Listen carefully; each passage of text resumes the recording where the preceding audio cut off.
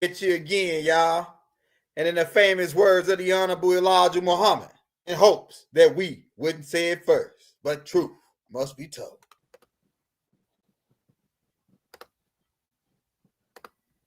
Hey, Rod. Yeah. Can you see the screen? Yeah. So All right, this is the real Kia on Facebook. And we're gonna start off by showing a few minutes of the discussion that she having about teaching the conjure to other people and how they misuse it. And then we're gonna go into the conjure spell and how it's broken now, how they told us it was broken. So roll that beautiful bean footage. I got the full video and the link in the descriptions to the sisters' YouTube and to this actual full video because it's 26 minutes long. We only took like the first 5 minutes of it. All right, so if you want to watch that whole video, the link's in the descriptions. Y'all ever hear about the YT female plantation owner who was practicing voodoo? Unalived three of her husbands, was cursing people, especially slave men, on her plantation, SAing them, and was taken out by a slave who was more powerful than she was. I just heard what we about to go over in this video. Today we are talking about dark magic, specifically voodoo practices that white people have entered in, and it bit them in the ass. They left out the fact that some of these plantation owners, some of these kings and queens over there in England, all of them who were taught this by, they tried to use reverse psychology and use it for evil. And now you're going to see the repercussions of it. Let's get into the rest of the video. I'm a spooky spiritualist, and on my page I talk about that, spiritual reparations, haunted people, places, and things, and I encourage you to do so now. Now, the spiritual reparations that we're about to partake in are Chef's Kiss. Let's talk about the White Witch of Rose Hall, aka Annie Palmer, who still haunts this plantation. What? All because supposedly a careless practitioner forgot to finish her sealing ceremony. And if you don't know what a sealing ceremony is, it's whenever someone dies and they want to keep them in a certain place, they seal it off so that their spirit can't roam. Annie Palmer was born in Haiti. Her parents unfortunately passed away from yellow fever when she was about 6 years old, and a black nanny adopted her, teaching her voodoo. Now, at the time of her growing up, Haiti was... Do you see what I'm talking about? Do you see what I'm talking about? Oh my God. Okay. That just, you're just seeing it in the story time. If I have any white people who are watching me, I'm not talking about, the ones who are doing positive things, but it's like, it's not just white people who are turning, things that they learn into bad things. But I'm saying at that time, where all of the hatred that was happening in that frequency, they were using it to make it even worse. They were using it to keep melanated people enslaved and their souls being stuck at these plantations. This voodoo nanny taught her all of this information that she's about to use to do all of this messed up stuff to these people. Oh, Lord. Where they was whipping asses, okay? And this made it very dangerous for young Annie to be around because they were taking no prisoners when it came to the Haitian Revolutionary War. So eventually she moved over to Jamaica, where at 18 she met John Palmer, who was a plantation owner, and married him. But Annie wasn't cut out for the married life. She was a floozy, and she couldn't keep her hands off of her husband's slaves, if you catch my drift. Oh. She would regularly essay these enslaved men until one day her husband caught her in the act. Now, it is said that John Palmer was an abusive man and used to like to play Rocky Balboa, and Annie Palmer was tired of it.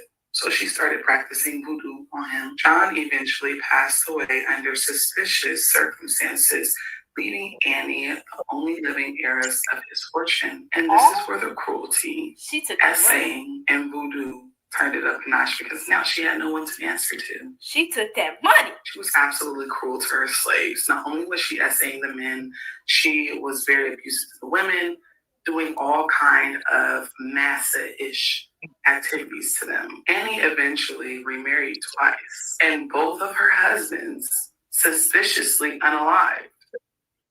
And even though she was never charged for any of her husband's death, they all knew what was going on. And they suspect poisoning and voodoo was involved.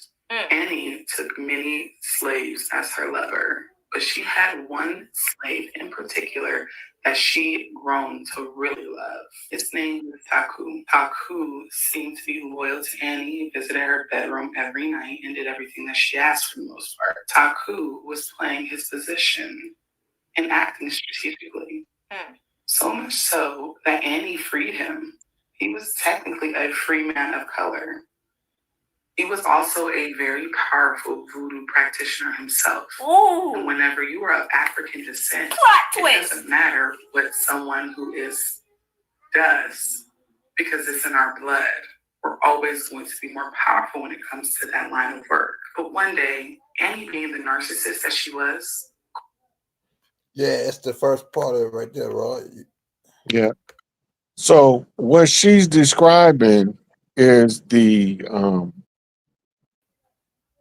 way that the sisters was teaching the European girls certain herbal magic that they use it and they call it Wicca.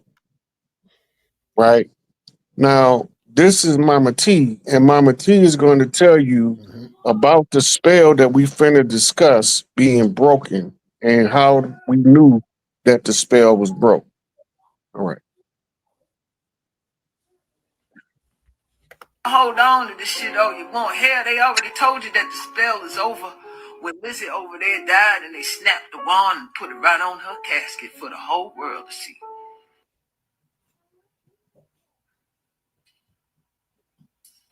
Wow. Most of y'all missed that one right over your head. Now, what queen you know?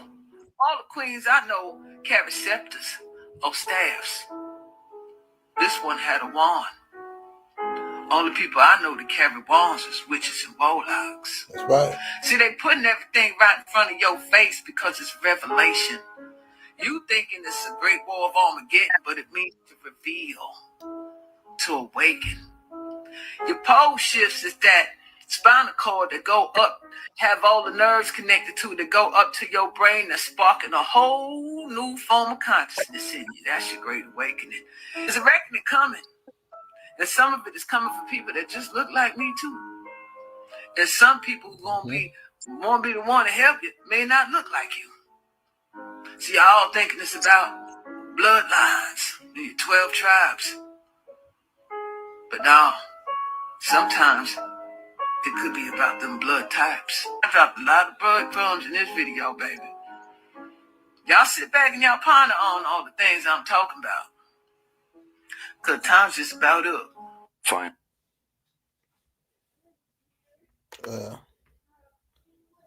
All right. Okay, now we know that they told us, they put it in the public domain that the spell was broke. This was the George Washington Challenge. The George Washington Challenge was a pact made in Masonic lodges. This is why it's not part of his public record, but they can't take it out of the public domain.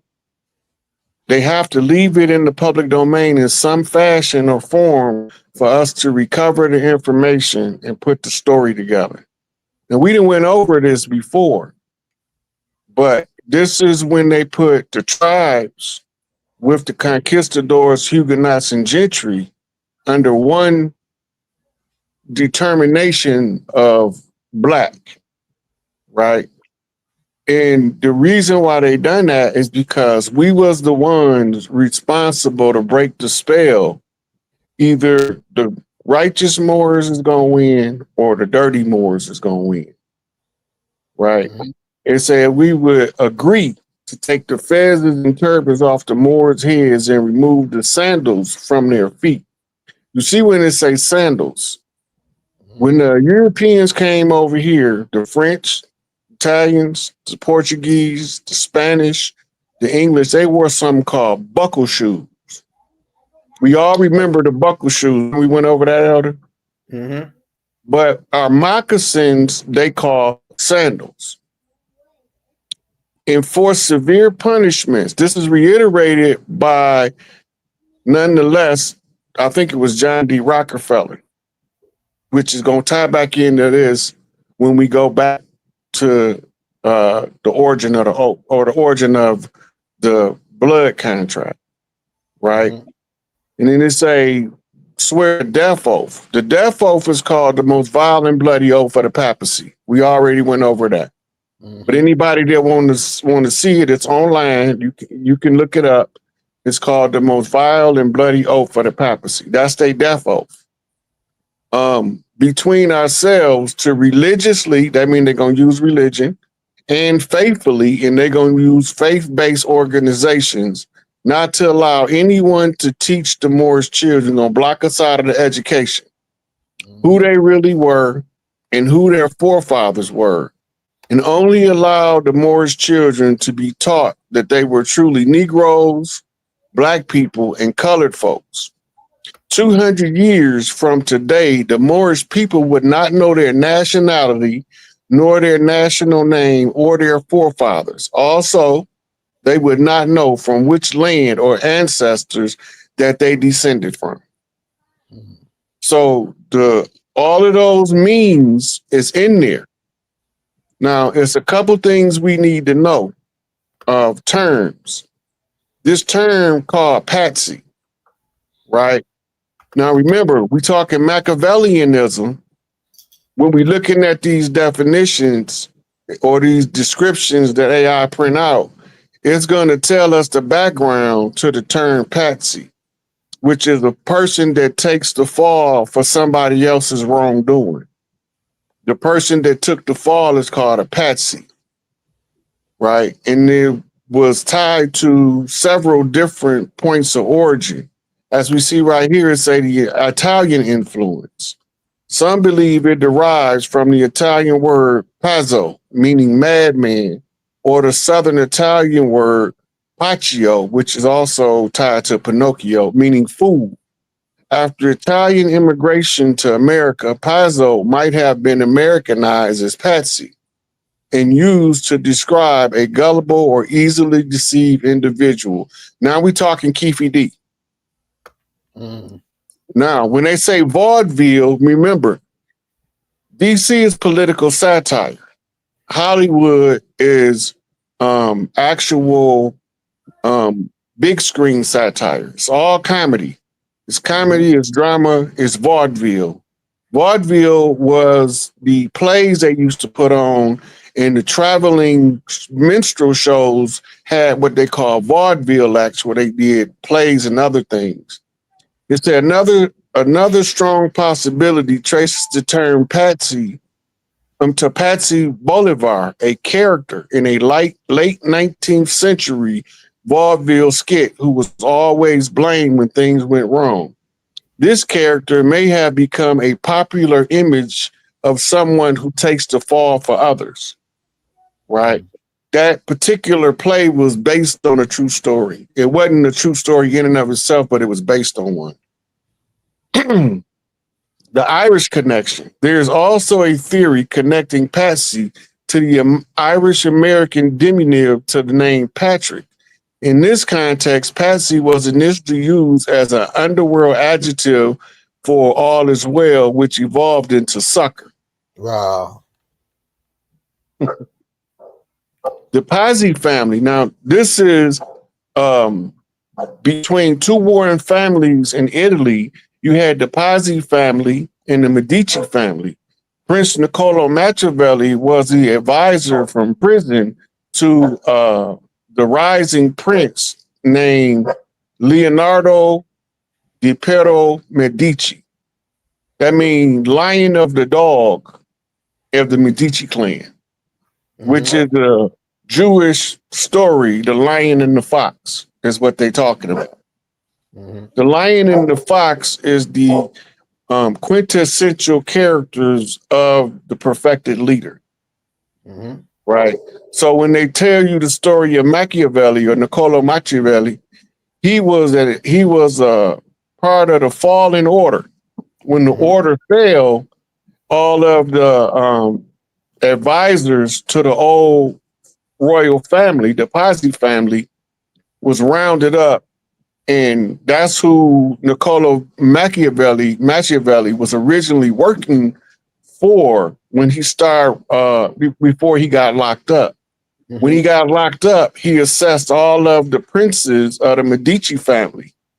And up on his assessment, determined that the most likely Medici to become the king would be the prince named Leonardo di Piero Medici. Mhm. And so he started courting him through letters. He was writing letters back and forth, trying to get his attention so that he can work his way from out of prison by advising the prince that's about to become the king on showing his prowess as an advisor. Smart. So first thing he wrote in was a series of letters, right? These letters is in a book called The Discourse by Niccolo Machiavelli. It's Discourses. Then he asked, the prince asked him to give him a treatise on war. And he wrote a book called On War by Niccolo Machiavelli, where there's a discussion between the NCO general and the general that worked his way, a commissioned officer who came in through school. So you had one that was educated in warfare and one who had rose the ranks that was going through the actual warring on the battlefield all the way up to the rank of general. He was eventually raised. So that's the art of war. That's his On War. And their discussion is war strategy. So he sent that to him. And then his most prominent work is The Prince. The Prince is instructing Leonardo on what the prince that aspired to be king need to know in order to hold his positions of power as the king. But first he has to become a crown prince capable of seizing the throne by blood and by right, and also outshining all the rest of his adversaries. So the Pazzi family is who their major conflict was. So some sources suggest a link to the Pazzi family of the 15th century Florence, who were involved in a failed attack on the Medici family and were punished severely.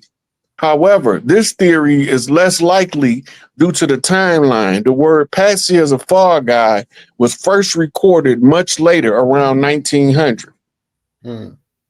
Right? So, in summary, while the exact origin of Pazzi is debated, it likely stems from a combination of influence, including the Italian term for the fool or madman, and the popularizer of vaudeville character who served as a scapegoat. Wow. This makes sense now. This connection right here. I needed this piece. Let's go to the other piece. Okay, now this word is martyr. A martyr, it tells you here. So we know Jesus was a martyr. We know Malcolm was a martyr. Martin was a martyr. Gandhi was a martyr. And there's a whole bunch of other ones. But the word martyr originates from the Greek word martys, meaning witness. In its original context, it referred to a person who gives testimony, often in a legal setting. However, the term evolved to encompass those who suffered death for their faith, particularly in the context of early Christian persecution. Right? So when the Christians was killing people for not betraying what they believed, that person was classified as a martyr. Right? So you have both Christian martyrs and non-Christian martyrs. You have so-called Jewish martyrs who died for the Jewish faith. And then you have Islamic martyrs, like the ones who put on the vest in Kabul. They can stay considered as martyrs for Islam and the freedom of Palestine.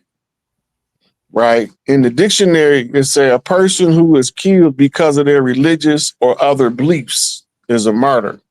A person who displays and exaggerates their discomfort or distress in order to obtain sympathy or admiration. That's actually a pseudo martyr. is a person pretending to be the martyr, the second definition. Mm-hmm. Right. So we wanted to know what these words mean. And this is why, because the martyr for the American Revolution is the one with what they call first blood power of sacrifice. Mm-hmm. What means by power of sacrifice, meaning that the first blood is the blood required for a sacrifice to be is most functional. Mm-hmm. Let me get a drink, Al. Take a drink, take a drink. Hey, y'all, hit that like, hit that subscribe button if you're new to the channel, man. We're about to get lit. Okay. So let's say the first blood holds the power of sacrifice. Mm-hmm. Can be interpreted in various ways, particularly within a religious context, where the shedding of blood often symbolizes sacrifice, atonement, and redemption. Got it? Mm-hmm. Biblical interpretation. First sacrifice in the Bible. The shedding of blood first appears in the biblical narrative when God provided animal skins to cover Adam and Eve after they sinned. This sacrifice is seen as atonement for their sins and foreshadows the ultimate sacrifice of Jesus Christ. Mm-hmm. Right? The power of the blood. Blood is closely linked to life and sacrifice in the Old and New Testament. Leviticus 17:11 states, "For the life of the flesh is in the blood, and I have given it to you upon the altar to make an atonement for your souls. For it is in the blood that maketh an atonement for the soul." Mm-hmm. Right? That's called blood right.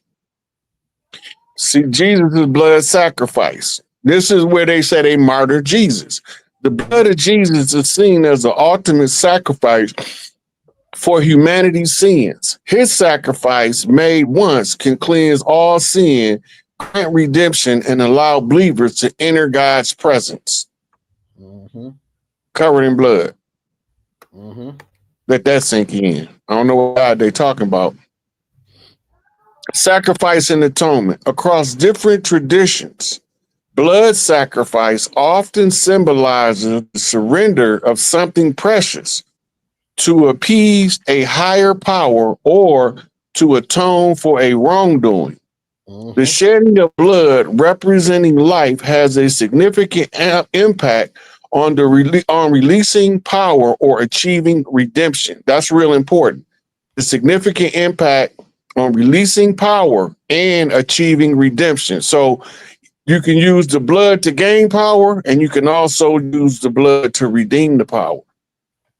Right? Protection and preservation. In some belief systems, blood sacrifice is linked to protection and preservation. For instance, in the Passover story, the blood on doorposts marked the house of the Israelites for deliverance from the plague. Mm-hmm. Right? In summary, the phrase first blood holds the power of sacrifice highlights the belief that the initial blood sacrifice holds significant power in terms of atonement, redemption, protection, and the ability to affect change by giving something precious for a greater purpose. Mm-hmm. Right? So the George Washington conjure is enforced by the blood sacrifice of Crispus Attucks. Now, the origin story, well, before we go into the origin story, Elder, also in the description is the video I did with B-Dale on blood sacrifice, where we go way deeper into blood sacrifice than we going in over here. But we have to know it was the first blood sacrifice that they used to put us in the sleep state to keep us, and they enforced it with harsh punishment, mistreatment, and abuse. Mm-hmm. And our enemies never stopped murdering us. Even when we stopped fighting them, they still never stopped murdering us They still never stopped killing us. They still never stopped feeding us to the beast. They even infiltrated our organizations. Now, remember, when they infiltrated Garvey didn't have no pale faces in his organization. Mm-hmm. He had pale faces that he knew, that he spoke to about the conditions of the people. But in his organization, the only people that could infiltrate the UNIA was somebody that looked like us. Mm-hmm. The same thing go for Noble Drew Ali. The same thing go for Elijah Muhammad. The same good thing go for Yahweh ben Yahweh. And I can keep going down the list. But they've been using this pattern of infiltration and subversion. Mm-hmm. And the origin story goes back not to John D. Rockefeller, but to the wizard. The quintessential wizard is John D., who was advisor to Queen Elizabeth, not the one that just passed, but the one that was before her. So the ones that carried the weight of the conjure, Rockefellers, Mm-hmm. right, was also instrumental with advisory to the Queen, Elizabeth. And you got to see everything coming out of the conjure you seen going in the conjure. We just seen it in the mirror effect in a different position, but having the same fundamental function coming out of the conjure, right? So they finna tell you a little bit about John D. Is this what this about? I think the one about John D is the one with the other dude. This one right here. John D. Rockefeller, that's what he was all about. He's the richest man in the world, was raised by a psychopath. John D. Rockefeller's dad was named, they called him Devil Bill. His dad, they know all about his dad. This is not a conspiracy theory. Their family, historians will tell you about his father. He created him. He was a rapist, snake oil salesman, running from the law, changed his name. Devil Bill? Devil Bill, that was his name. So he had a bunch of sons, and John D. Rockefeller was one. And he was known, he was quoted as saying, I cheat my sons every day. I want them as sharp as can be. He just beat the living fucking trust out of them and just drowned all their trust. So John D. Rockefeller grew up not trusting anybody. Dude, he got busted for monopolizing oil. They finally indicted him. He had to break apart Standard Oil, and it made him a billionaire. That's what made him rich, is when he got busted. When he had to sell everything off, he took over education. Dude, you know how he took over universities? Dude, he wanted to take over the world. He wasn't just trying to sell gas. He was trying to take over the world. Our education system is all based on Rockefeller Foundation shit. Like, he strategically wanted to make school so that we got people just smart enough. This isn't conspiracy theory. Just smart enough to work. They didn't want anybody too smart. That's how the school systems were designed. All right, so this right here different. I was today. You wanna go ahead and play this one? I think that's the same one. Play it. Years old when I found out. John D. A Oh, no. Okay, hold on. Before you go to this. Okay, so you see in the last video, it told you about John D. Rockefeller's father being called the devil. Mm-hmm. We see that John D. Rockefeller was one of the founders of the modern system of education. Right. Under him, you had two psychologists who worked at different times for the Rockefeller Foundation, who funded a lot of these nefarious psychological training programs. You had Ivan Pavlov, who was a Khazarian from Russia. Mm-hmm. And then you had B.F. Skinner, right? Who I think he was from Canada. Right. Right. So they were the ones instrumental in creating what's called the conditioned response system and the four walls closed method. The four walls closed method is derived from something called a Skinner box. Mm-hmm. So y'all can look up a Skinner box and see what I'm talking about. He ruined his daughter with a Skinner box.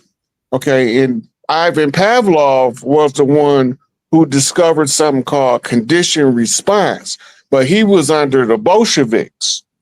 So they had to leak the information out through spy channels to get it over here to the Rockefellers to use in the development of modern education. We are not being educated at school. We are being socially programmed to be self-destructive. In the origin, and the person that dug up all of this from ancient records, name was John Dee, who became an advisor to Queen Elizabeth way back in the day. He gave her a 200-year program that wasn't implemented until the George Washington Challenge around 1776. And that program was a blood right ritual, right? You're going to hear them talk about something called Enochian magic. The Enochian magic system is an ancient magic system that John Dee was exposed to somewhere, that he began to put the pieces together on how to entrance large groups of people using the blood sacrifice. But the rank have to be consistent with the reaction of the people. So this tell you that Crispus Attucks, who they keep claiming was a mixed American, but he wasn't. He was a full-blooded American. Always been here, bloodline ancient. Right. That's right. And so the reason why they have to always tell you he was the first person to die in the American Revolution is so that we will be able to identify what's called the sacrifice of the first blood. By identifying that, it tells you how to break the conjure, is exposing it to as many people affected by the conjure as possible. It's the only way to break it. Okay. And so we go over who John Dee was, and y'all get to understand the magnitude of all of this sorcery and conjure work that went in to putting us in this stupor. Roll that beautiful bean footage. As my man, we know the truth now. Okay. Roll the corn. Roll the corn. And also, my ad, if you don't know who Crispus Attucks is, we got a whole video on the video side on his storyline. If you scroll down on the video side, so and I'm gonna put it added to this class. So let me roll it. I was today years old when I found out. John Dee, a Tudor-era English mathematician, astronomer, astrologer, occult philosopher, and imperial advisor to Queen Elizabeth I, was a mysterious figure who had a wide range of interests. John Dee may have been the inspiration behind Ian Fleming's iconic James Bond character. It has been claimed that John Dee was England's first secret agent for the Crown. He often signed all his correspondence with his codenamed 007. John Dee was a man of many talents. He was a scientist, a mathematician, and an explorer of the mystical and magical. He had a keen interest in astrology, divination, alchemy, and the exploration of demonic magic. He owned a number of objects that were related to these interests. One of these objects was a purple crystal on a chain, which he claimed was given to him by the archangel Uriel, which was most likely a demon, along with instructions for making a philosopher's stone. The philosopher's stone is a legendary alchemical marvel that promised the gift of eternal life and the ability to turn base metals into gold. He also possessed a clawed glass, a black glass mirror kept in a sharkskin case, which he used for peering into the future. The mirror was inscribed with the words, "The Devil's Looking Glass," and the black stone into which Dr. Dee used to call his spirits. Dee developed Enochian magic from his interactions with the entities he believed he saw in the mirror. Enochian magic is a system of ceremonial magic based on the 16th century writings of John Dee and Edward Kelly, who wrote that their information, including the revealed Enochian language, was delivered to them directly by various fallen angels. Dee's journals contain the record of these workings, the Enochian script, and the tables of correspondences used in Enochian magic. Dee and Kelly believed their visions gave them access to secrets contained within the Grammar, Liber Logoth, which Dee and Kelly referred to as the Book of Enoch. His works inspired H.P. Lovecraft and the infamous Aleister Crowley. He was an advisor to the British Empire, who coined the word Britannia and developed a plan for the British Navy. He was also the first to apply Euclidean geometry to navigation and built the instruments to do so. He was a philosopher to Queen Elizabeth, who determined her coronation date astrologically and even visited him on horseback. He was also the founder of the Rosicrucian Order, a Protestant response to the Jesuits. He translated Euclid and wrote a famous mathematical preface. He also put a hex on the Spanish Armada, which is said to be the reason why England was victorious. Dee's reputation was hampered by his interest in the occult, and his pursuit of knowledge led him into dangerous territory. Man, Raw, it just gave me a whole nother connection. I wonder if this dude connected to the dude John D that sold the heavy equipment to the Yamasi, and then they came back to steal their land later. Remember the John D the tractors and shit. That's John Deere. Oh, John Deere. Yeah, it's connected. It's connected. I bet you it's a connection there with the John Deere, the one that. Yeah, John was one of the most popular names that they would call us. Go ahead. You know, he was native because his last name was Deere. Go ahead. Well, all of us over here, all of our last names was either tied to our family's profession or our totem animal. Go The ahead. oldest tribes use totem animals to name themselves after. Mm-hmm. Right. This is why you get people named John Elk, John Deere. You know what I'm saying? Bear. Yeah. Bear. Yeah. Yeah. All of them come from native bloodlines. They don't come from. That's why they carry that. Now they could be. Some of them could have been passing and integrated into European culture over here and still carry that name because they still carry the blood. Right. It only need one drop of blood.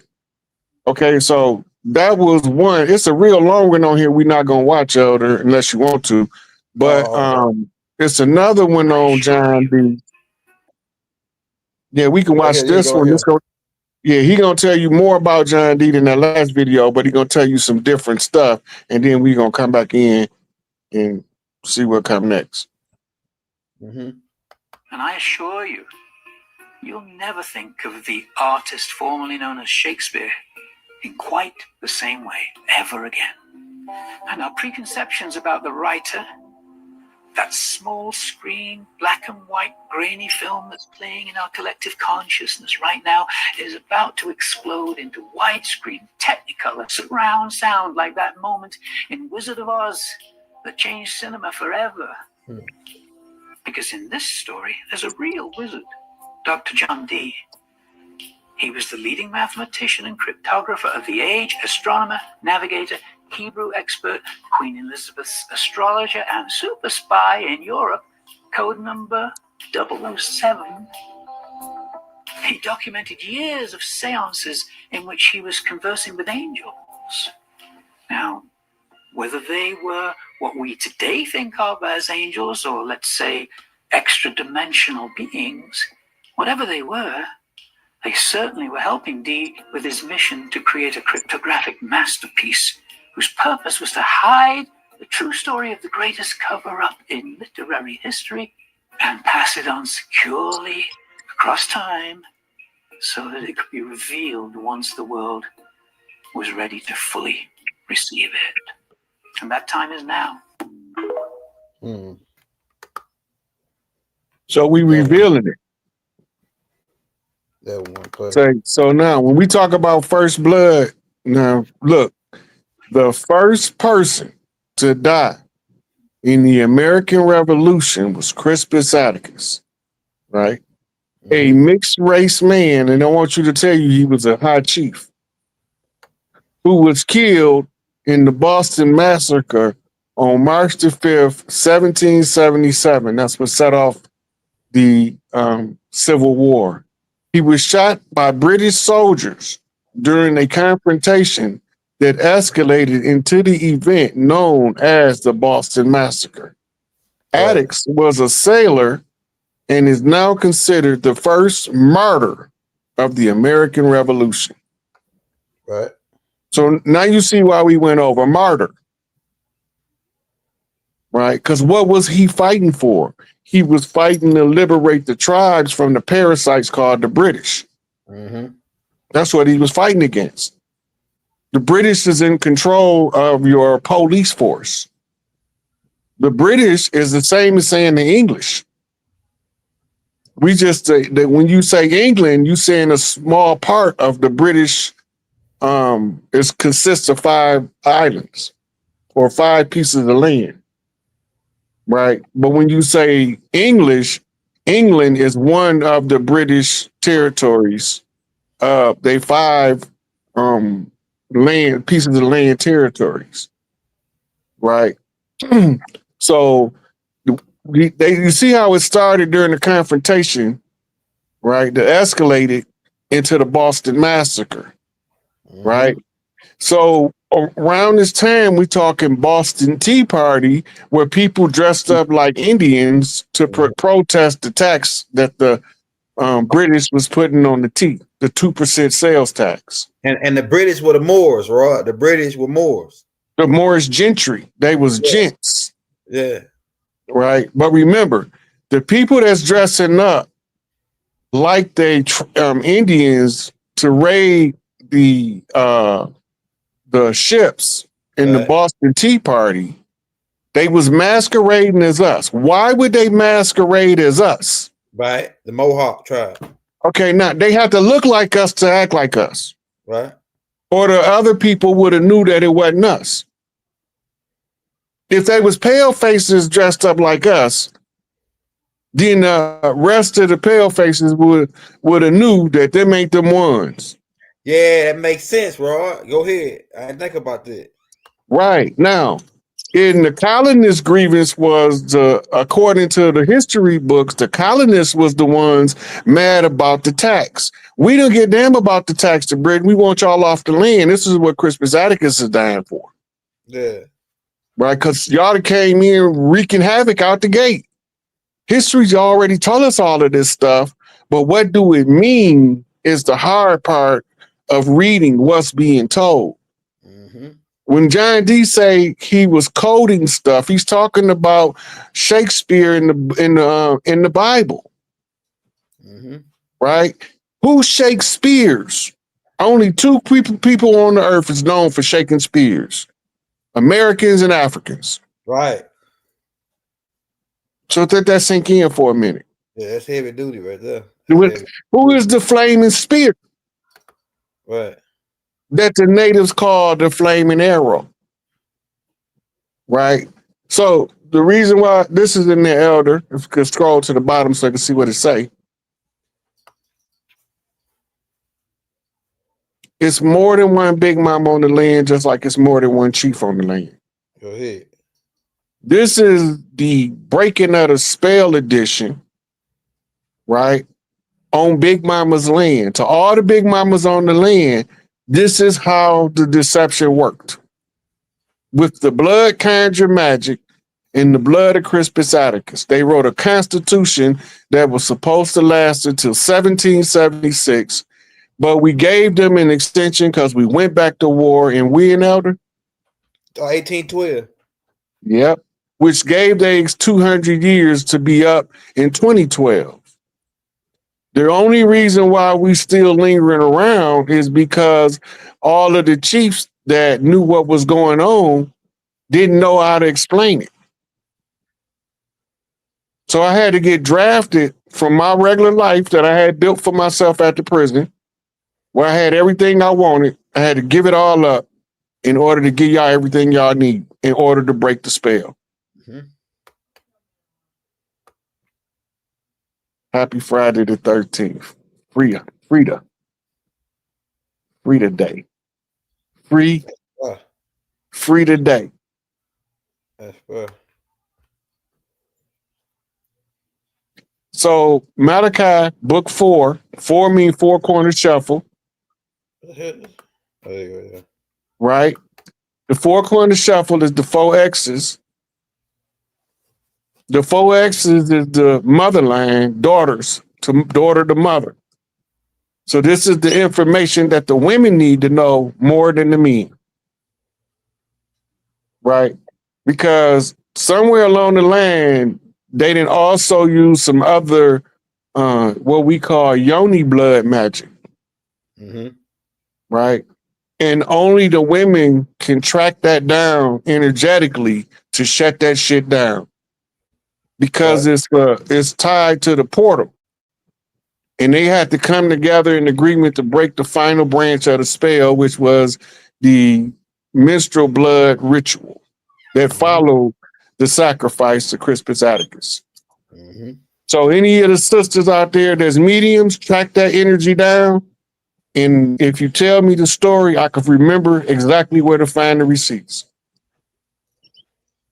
So pull out your tarot cards, your runes, your divination tools, your candle, right? Whatever it takes, because that's the only things that the women gotta agree that the yoni magic can't be used to help hold us in bondage any longer because the core spell is broke.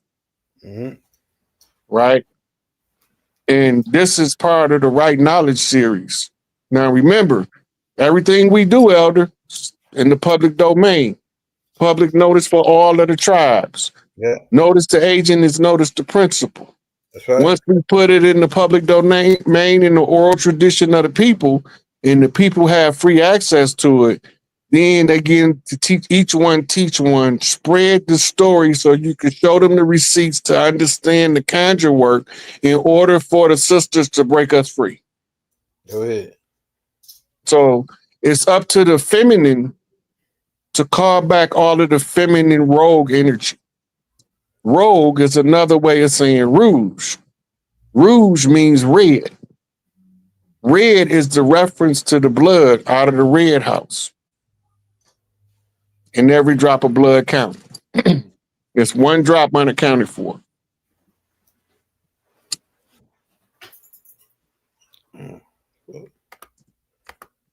All right, that's the last one, Rod. I got some questions for you then.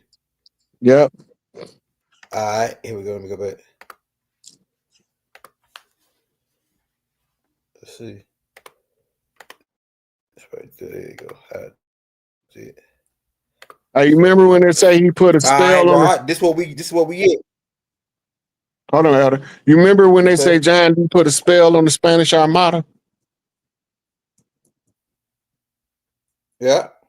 Remember when they said that? So what was the spell? They never told us what it's supposed to do, but it Spanish. What else happened around this time, right after the American Revolution, that tied to the Spanish Armada? Or you might call it Morocco. I'm going to say that the peace, the treaty happened 78, yeah. 79, and the Illuminati right, because right around the same time too. All that stuff is tied together. Right. Yeah, I know. And the only reason we know about it is because we're supposed to put it back together in a digestible format. Elijah Muhammad said that we got to make it plain enough for a baby to understand it. We can't get more simpler than we being, with the receipts being there to guide the vision to see the problem. Hey, so what was then we give them the solution? That's what I'm trying to figure out, because we had everybody trying to take advantage of us because they say we were so nice. Christopher Columbus. Now this is the thing. Okay, so they said we ain't have guns. Christopher Columbus allegedly said in his diaries that we didn't have guns, and that because we didn't have guns, and that the way he described it, because I just picture based on what he said. He said that we were afraid almost of this type of weapon or this type of things like he said they were fearful of this gun. So he talking as if we didn't know what guns was when the Moors came over here. They used to have guns like the British. Everybody before he did. Okay, let me deal with that. Okay. This is how you know that guns is nothing new. They just named and changed over the millennia to protect the guilty. If you go back to the Dogon, when they was given instructions by the Momo, right? They said, do not partake in the projectile weaponry. It is forbidden for you. They don't use guns to this day. I think I heard something like that, but when they said I thought they were talking about a slingshot or something. Talking about the guns. The guns. Before you come with energy-based weapons, when a new civilization is on the rise, it's going to always figure out projectiles first. Because it's the easiest thing to discover. Picking up a rock and throwing it. Your arm is a projectile weapon. You're slinging a projectile. But it's going to evolve where you figure out how to make the projectile deadly. This is backing it up with some extreme power under pressure. like gunpowder, That's right. encased in the shell, capped with a slug. Right. Mm-hmm. So Hey, my next question. so the guns ain't nothing new. Right. They got different kinds of guns in ancient literature, but they not the kind of like, for instance, they got ancient Chinese guns that was like a Gatling gun and shoot a whole bunch of like bottle rockets at you at one time, like 100 of them. Mm-hmm. You know, so it's been around a long time. Now this is the thing, man. So the British, it seemed like to me, the Moors was taking advantage of us at the same time, but then it's like it was different groups. Like one group was only protecting their people. Like they had Muslim Moors over here, they were protecting them. Just like the peace in the treaty, it said that we want to only protect our people, the American citizens, the Moors, that's American citizens. That's what the Morocco said. Then it said nothing about indigenous people, right? And then, but a lot of people make that when they say, when the Moors made that statement, they were talking about indigenous people. Those American citizens were indigenous people, right? Okay, now you gotta remember, a lot of what they attributing to the Moors is actually done in Saudi Arabia. Yeah. Right, because Morocco only been Morocco since this 1900s. Yeah. The flag came from Noble Drew Ali, who had it first, which came from an ancient Indian flag from over here, which was actually a banner. Then they took it over there and established Morocco, but Morocco, like everybody's saying, ancient Morocco, not ancient. It's not even 150 years old yet. Right, and all of this is part of us. When we understand that they used this magic conjury to put us under a hypnotic spell, right? Mm-hmm. The hypnotic spell was enforced through, because you have to do, when you do a conjure of that magnitude, you have to have what's called a maintenance system. If the maintenance system starts to break down, the power over the spell will break because nobody's maintaining the conjure. And so this is why you had an 1812. They didn't understand fully how the conjure worked. They were still figuring it out. Right? But the spell began to break off the people.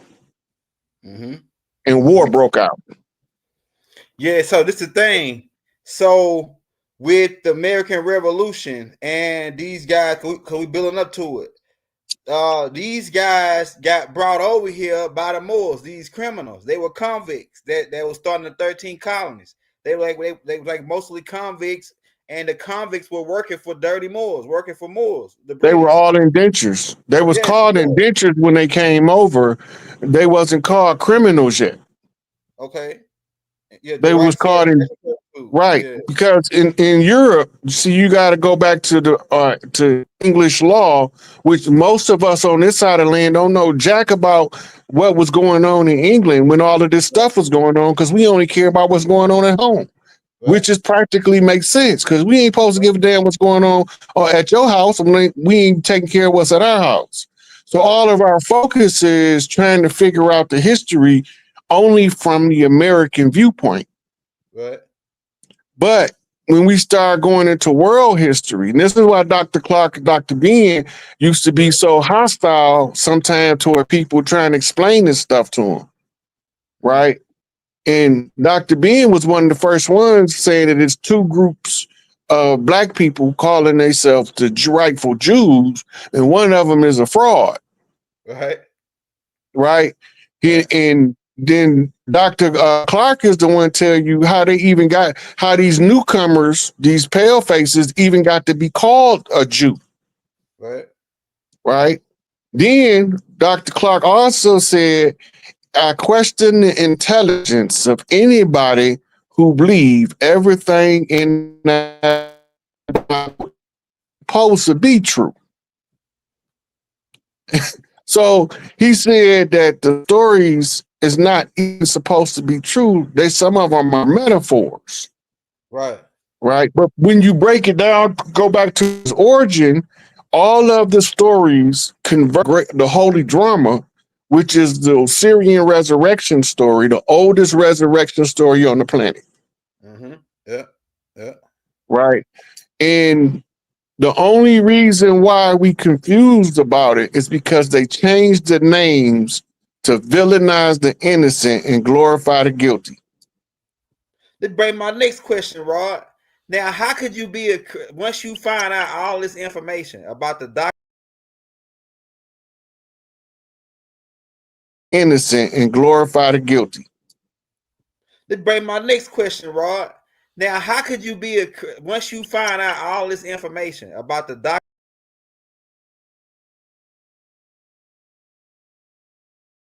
Them got over here scheming and scamming, doing magic and witchcraft to get over here and force gunpoint to be Christians. How could you still be a Christian after this? Like, how could you still believe it? Like it's hard to go with that. Dang, we got colonized with Christianity, you know. Before I knew that we didn't have Christianity before the colonizer. Yeah, right. Before I knew that the Bible was written geographically for a small group of people out of the place today called the Middle East. Right. Before I understood any of that, I knew that they had the story wrong. Dang. I knew that. I told my mama when I was 5 years old and the preacher was telling us a story, Mama, why that man up there lying? I've been knew that long that this been some BS. Now, my lifelong mission is to figure out how to tell the tribes what's going on without them thinking I'm batshit crazy. Right. You totally get crazy being that everybody being colonized with Christianity and indoctrinated with the Roman Catholic. They hypnotized. Yeah. It's mass hypnosis. That's why they got us tied so strong with religion, because every time the hypnosis get to fade, religious people find a way to religiously bring you back into the fold of religion. Religion is monotony. Monotony is required in order to induce the hypnotic state. Mm-hmm. So anybody want to understand what I'm talking about, there's a preacher named Roy Masters, retired from being a hypnotist to be a preacher. And he have a book called The Hypnosis of Life that explained to you exactly how you was being hypnotized. Mm-hmm. Now remember, the blood magic is to put you in a stupor. That means that's how they tell the mass group of people to relax with the blood ritual, because the pheromones from the blood sedates the angelic beings. So they go into this stupor because it was the blood of the righteous. It can't be broken until it's been fulfilled. Mm-hmm. Right? So now we just had to track down who blood did they use to put us under this spell. Right? And we know that the matriarchs now is primed to receive the heritable right back to the land. And so now they need to correct the sisterhood. The sisterhood got to be prepared to fall into that love energy in order to convert this place to heaven on earth. Once they do that, we'll be all right. But I'm gonna tell y'all something else. John Dee was using the Black Mirror. You remember that? Yeah, that's what you just said, the Black Mirror. And he was right, yeah. Do you know who else was using the Black Mirror around that same time, but they was French? Not Bloody Mary, French. What's the dude name? Niccolo Nostradamus. Yep. He was using the Black Mirror just like John Dee, except he was in France, a Huguenot, and John Dee was in English at the gentry. Then he trained advisor to the Queen. Then Nostradamus when he trained, he was training Mary.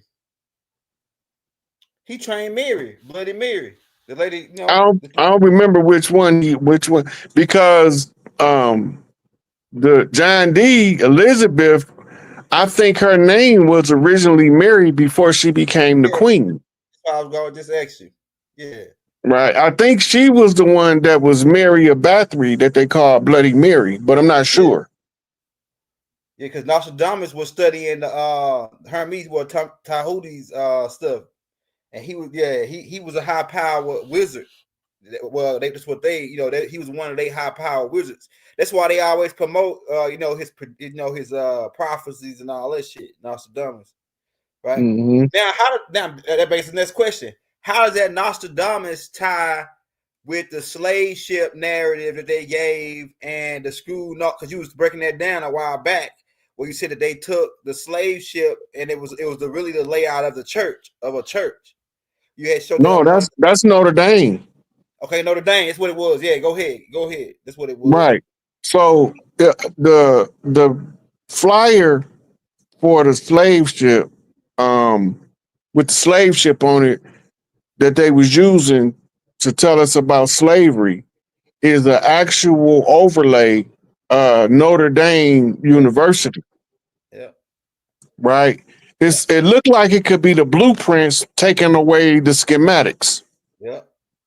If you go to an aerial view of Notre Dame, it's a perfect if size it to scale where they both the same size and they perfectly fit one over the other. Yeah. Yeah. We did it I got already it somewhere on one of my Instagrams too. Yeah, we did it on the Where I tape. showed I'm gonna find that short and cut it. I'm gonna find the short and cut it. I think I had already cut the short off of it though. I think the short already in your yeah, folder. I think we did that in the class too, didn't we? Yeah. On the one called Where We See You Two Black Devils. And the one on how the slave trade was fake. They can go get the tape called How the Slave Trade Was Fake. We did it in that one. That's the one, that main one. I'll lock it in the description. Hey, that brings my next question, Rod. Because they good on this slave narrative. They good on this slave narrative. Now, once 1812, this is when we get around the Seminole Wars and the Gullah Wars, right? Because Andrew Jackson is the one that's running everybody out, trying to run everybody off. That's like the second or third Seminole War there. Okay, yeah. So when Andrew Jackson, the Seminoles, when we was fighting them, that was part of the conjure. That was like that. Like what part of the conjure? Because that didn't end the conjure. That just ended the physical battle of it. The physical battle of the conjure. So in the lodges, I don't know exactly who's responsible for because I don't have access to the record. It's a Masonic record that'll tell you the names of the ones that agreed to the ceasefire. It's the secret treaties. I think it's like 72 secret treaties. Yeah. And Trump took him to Mar-a-Lago with him. That's why he got raided. But he wasn't there no more.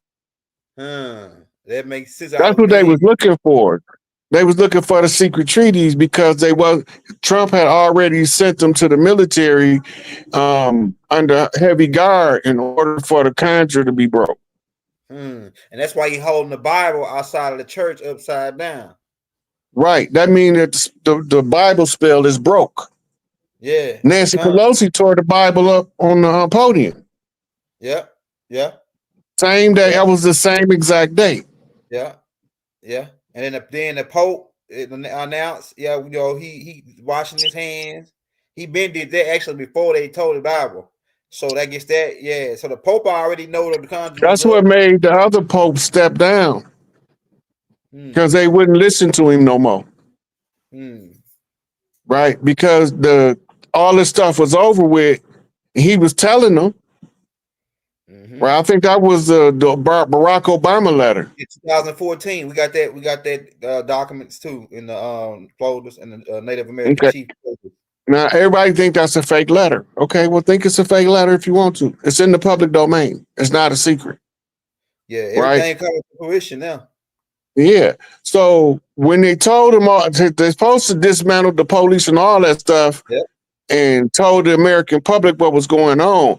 But what most of us don't know is Barack Obama was following the orders that old man Bush told him, if they take me out or if they get on to us, you have to sell the country. Uh-huh. And that's the only way you're going to be able to get any protection overseas. He's supposed to sell it and flee. He got caught. He can't go nowhere. Yeah. They was all around him everywhere he get.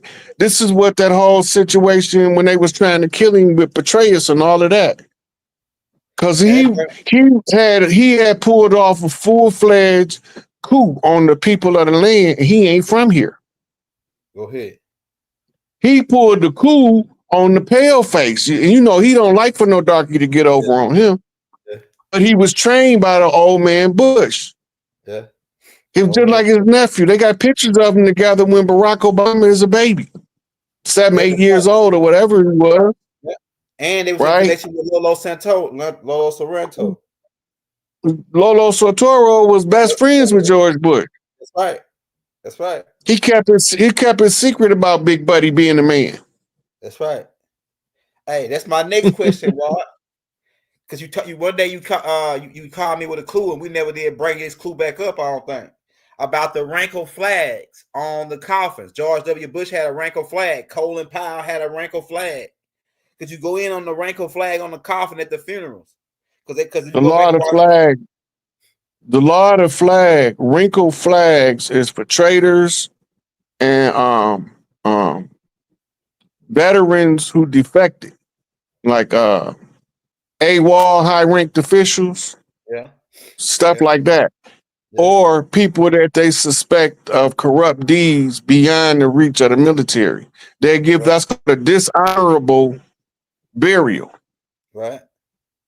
Right. That's why the flag is wrinkled. Right. But the honorable flag is crispy and it's folded neatly. Mm-hmm.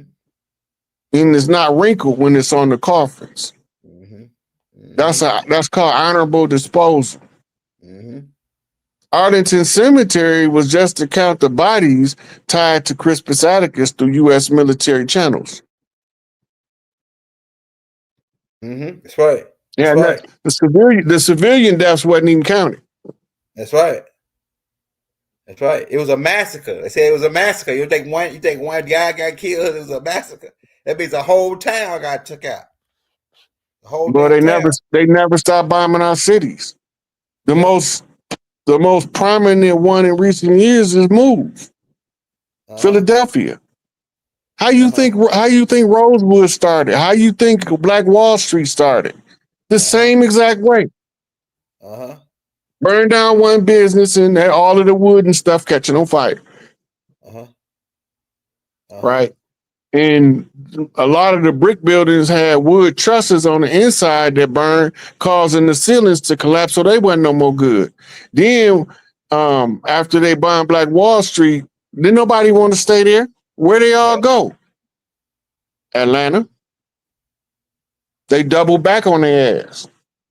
Hey, you know something? It seemed like to me, man, when reading Christopher Columbus' diaries, it's like he painted us as some happy-go-lucky people. Like we were just la la la la. We had all this gold and pretty women, and it was just a heaven. It was like we was in heaven. The way he painted it's like we was in heaven, and they got to come over here and stop us. We got to cut their heaven off and take it, and they got to serve us and bow before us.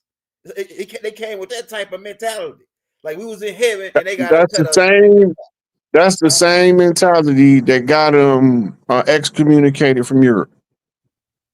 Go ahead. You got to remember, at the time Columbus came, right, to America, the Inquisition was in full swing, and the dirty Moors was on the run from whoever they pissed off over there. Yeah, that's right. Yeah. Right.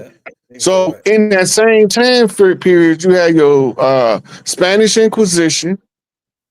And then you had your French Revolution, like almost like in short order behind each other. Napoleon got funded by the Rothschild. Yeah. And he's showing you a pattern of wherever they go, starting at BS, people wake up and rebel. Yeah. right? John D gave them a formula. Yeah. Once they figured out that they have to maintenance it, they ain't stopped spilling blood. They opened up slaughterhouses. We didn't slaughter mass casualty animals like that, right? But it's already the first blood, so the continuation of the first blood is in the sacrifice of the flocks. You go back to the biblical story when the so-called Lord told, I think it was either Joshua or Jeremiah, to go kill off the whole city and kill off everything in it. Yeah. Right? Yeah. When they told, when you get there and killing the people, kill off the livestock, right? And the cattle or whatever they got, and burn their crops. So that's called a erasure ritual. Trying to erase a bloodline.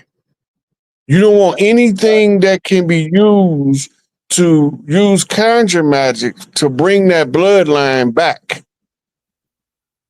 All they need is one living descendant and a sacrifice from the original land. And that living descendant, if you figure out what happened, he can resurrect his bloodline. And this is how you get your grail lines. Those with the conjure in their DNA that is going to be called forth genetically in order to perform the function of compelling everybody to close these BS conjures so we can move into the golden age. Hey, so I figured it out. And they said that the bad witches said that the only way they gonna win is the good witches do nothing.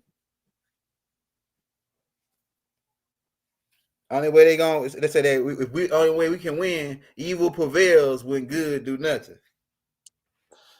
Yeah, because good, the balance of the universe is neither good nor bad, but somewhere in the middle. Right. Yeah, that's right. Right. I mean that you can bump left. That mean I'll fuck you up if I have to. Mm-hmm. Or you could bump right and say, I come over here and be as righteous as you need me to be. But at the end, you still gonna bump back straight. Hey, so I'm thinking like, my bad. I'm thinking like, what kind of deal we have? I'm still trying to figure out what kind of deal we had with these British Moors, because it's like at one point when they brought the devil over here on us, and then when the devil turned on them and cut them off, he then turned on us, and then they went off and said, "Oh yeah, well, we can't help you now. We gotta get on because it's this devil too powerful." And now he turned on us, started taking out more of our land. You know what I'm saying? They the one brought Moors over here without the Moors. They would have Christopher Columbus would have never made it over here without the Moors. Go back to the beginning of this video and what the real key say. People like this, was teaching these people stuff. Yeah. Right. And then they just needed somebody that was either negligent in order for them to use it on them. Yeah. If you're negligent and you know you was negligent, you're not responsible. Mm-hmm. But if you know you negligent and you do, that's called violating your oath. If you know you negligent and you don't do nothing to stop it, but you don't tell nobody, you become part of the problem. Mm-hmm. Right? Mm-hmm. That takes us back to the story that's being told in the East Coast, West Coast beef. It's a story being told in that drama. Mm-hmm. Right? The Chiefs is reenacting events happen in history using modern cultural influences to effectuate the message being told. Mm-hmm. Sitting Bull was sitting on his post. That's the message. Mm-hmm. Tupac come through and told him, hey, you can't be sitting on your post. You didn't let the enemy in the gate. Yeah, right.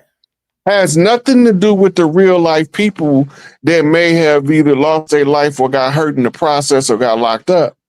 It's this ancient story being told in order to unravel the mystery of what's going on the land. Mm-hmm.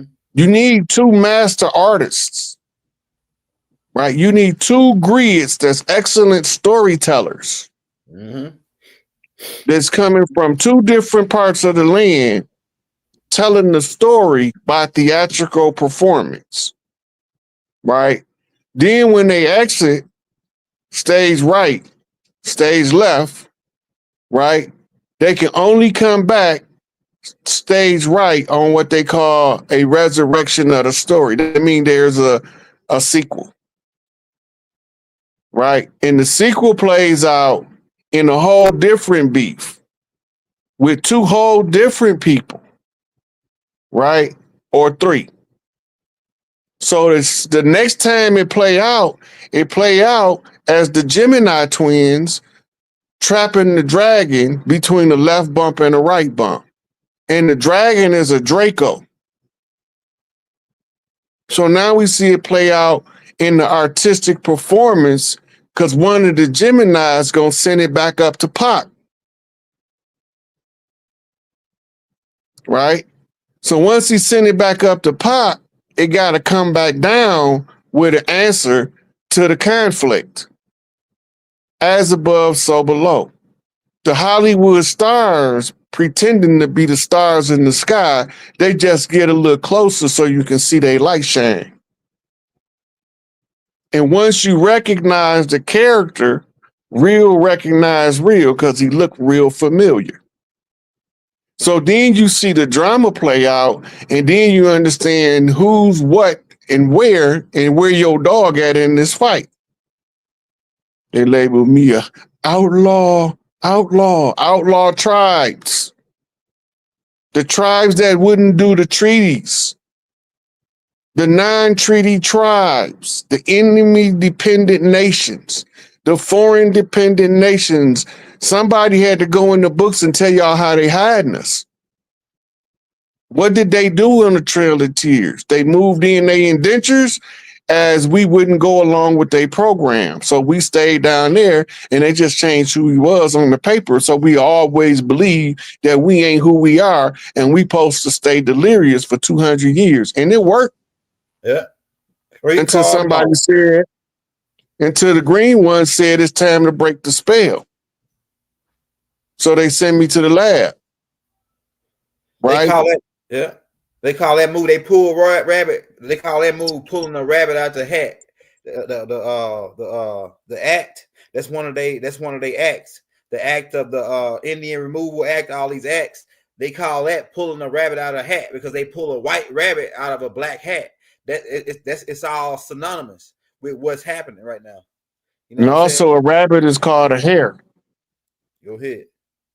Right? Hare in a hat. Go ahead. Hare is it's a homonym for heir. Go ahead. Heir is the one with the heritable birthright. Mm-hmm. The rightful heir is the right person with the right heritable birthright and the right sense of mind to add right knowledge in order to execute the right plan to deliver the right people from all the wrong MFs. Right? So we zigzag flip all the way through all of the masters that told us exactly what to do. And everybody that took the message wrong, that's okay. The ones who needed to get the message got the message in order to explain the message to those who never been exposed to the message.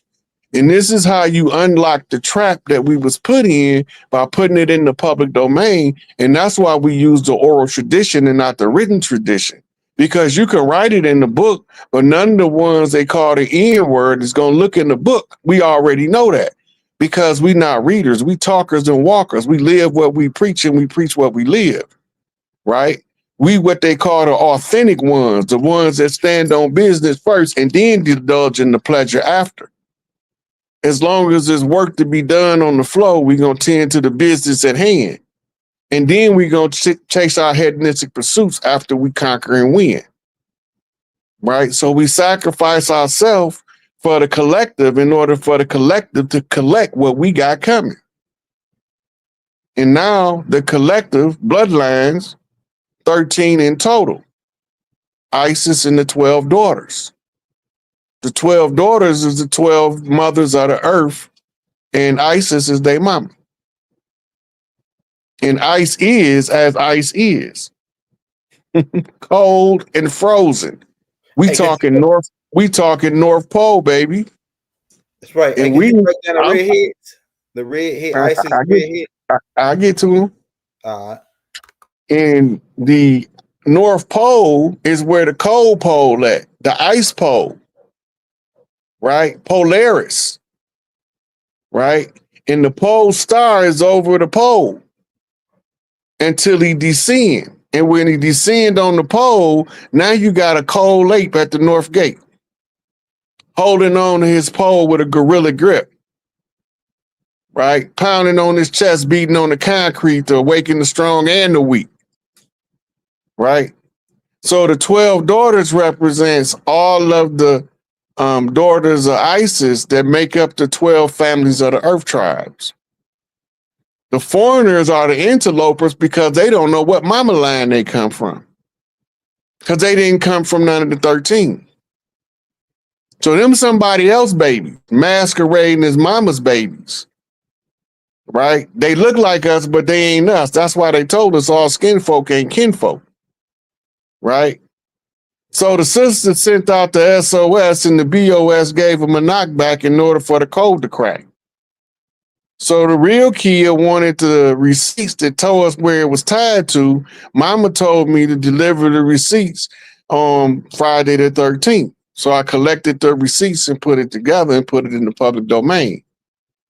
Because when they try to use your ancestors against you, your ancestors was going to either stand there and see what you do, or they going, if they feel like that you doing everything right, the person that sent your ancestor to get you going to get it. Instant karma. But a lot of the stuff that we was under is because we turned our back on our ancestors, so we couldn't see what happened. They couldn't feed the information down the genetic line because they was clipping us off from the vein. They was cutting us off from mama line. But when you go back to the mother line, that's where you're going to find your right man. Right? And so the red-haired princess, we talking Scotta and Scotia. Scotta is the heir to the Scottish Bank.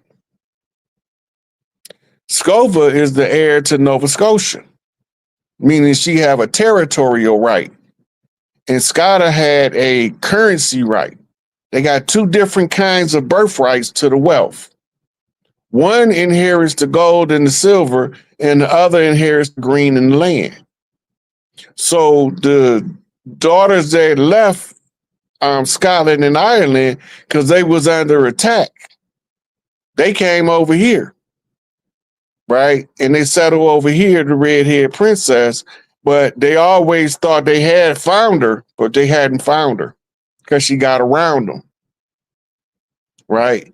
They thought they were smarter than mama, and mama outsmarted them all because she put her baby boy up to go find him, drag him out, and don't miss a beat while you monkey flip and catch every key.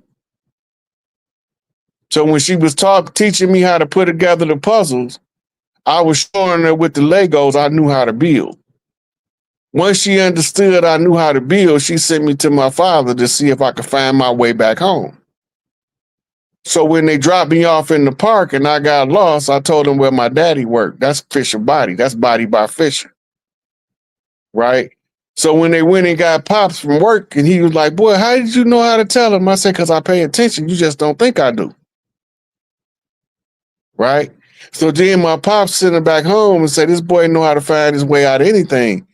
In other words, he can see through the maze, the LA Barif, the labyrinth, the maze of trickery that leads to the deception that need to be uncovered for us to understand the story that's being told through Hollywood political satire, through the old Delta blues that transformed into every genre of American music. As long as they play in the note, I can read the sign, even if they're not the originator. Because if they play in the style of Jimi Hendrix can talk to me through their music. If they play in the sound of the Purple Madness, the Purple Passion, the Purple Prince can talk to me through their music, right? If they have exceptional vocal skills and they know how to beatbox, Michael Jackson can talk to me through the music. So the imitator becomes the facilitator to deliver the message from the master to the student. It's all in the public domain. This is the end of the end game. I told everybody, Elder, if you remember, before it's over with, Trump have to call in the National Guard before they get rid of the police. They calling them in California right now. And look, oh yeah, that's what I was gonna ask you, Rod. I'm glad you brought that up. All right, so California is filing charges against Donald Trump to remove. They filed a restraining order on them because like some of the states are still they classify. I know Texas and Texas and California is the two states that's still got their own republic or something like that. Well, border states got different rules than interstates. Okay. Because they border states, their use of the National Guard is more easily administered because it makes them vulnerable for invasion. Right. How we know that? They telling you where we got invaded at when the Califia Queens got slaughtered because they knew we was leading up to Friday the 13th free day or freer day. Makes sense now. All this is, I keep telling y'all, it's convergence. If you watch the movement of the stars, and then if you watch the events as they unfold, it's a pattern. You watch it long enough, you just see the pattern coming, even when you're not looking for it. The more you use the faculty, the more control you have of it, the more you can fine tune the skill. Right? So, by seeing this stuff and knowing the process of governmental transition, you got to remember they did the same thing in South Africa. Right before they gave up the apartheid government and gave it back to the South Africans, the Queen of England, Elizabeth, issued some kind of decree, right?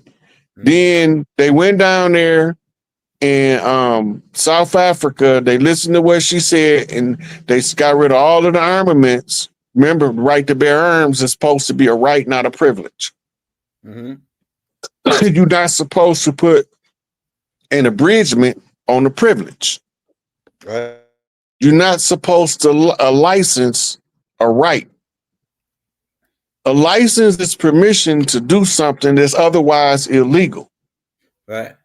If it's a right, it can't be illegal whether you have a license or not. Right.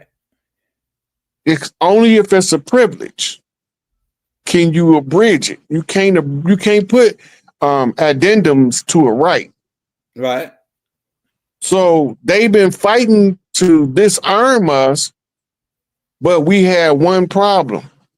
We had a group of gung-ho crackers, rednecks, hillbillies that don't want to give up their guns. Well, they ain't giving them up. So they the only reason why we got a right to get our guns.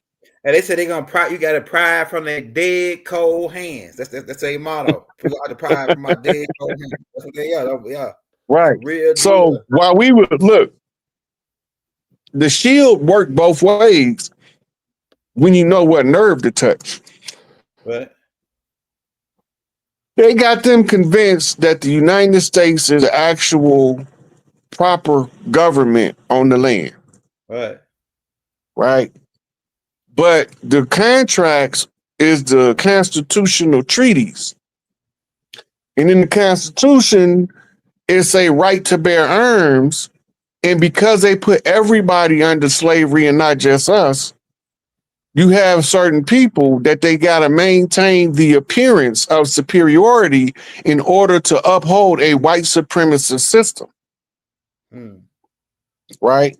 So all of the stuff is they doing, they swearing up and down they not doing it while you watching them steal cookies out your cookie jar, eating them, and they's telling you, I've never seen your cookie jar before. Yeah. But they standing there with their hand in it, steady eating the cookies while you watching them. Yeah, bullshit. Yeah, right. Digging right in This now. is Oh, yeah, I don't know nothing about no cookies. Yeah, man, look at you digging right in right now. so.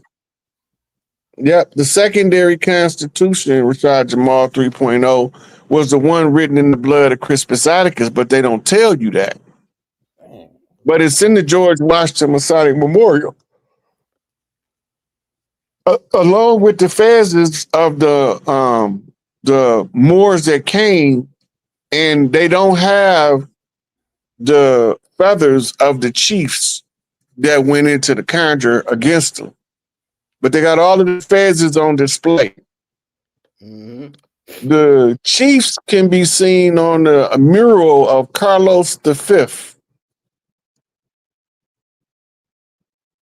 Carlos V is Charles V. And he had a bet with the Spanish that we would win. He had bet the Spanish king, I think it was one of the Georges, that we would win. He put his money on the tribes over here. And that's why you see he's on the mural with the I think that was Inca chiefs. But we all had to go into the darkness in order for one of us to find their way back to the light. Man, bro, I was watching this movie, man, about in Africa when the white colonizers was first coming over there.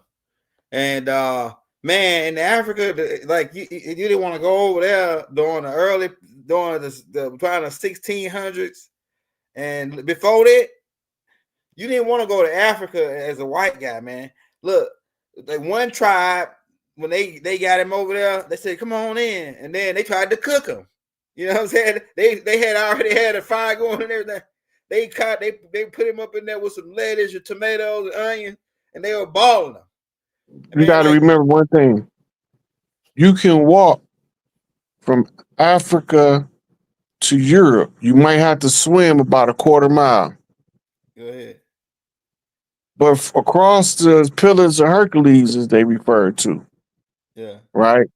You can look on one side and see the other side. We can go swimming in the ocean over here and don't see the other side. We got some lakes over here that you can't see the other side.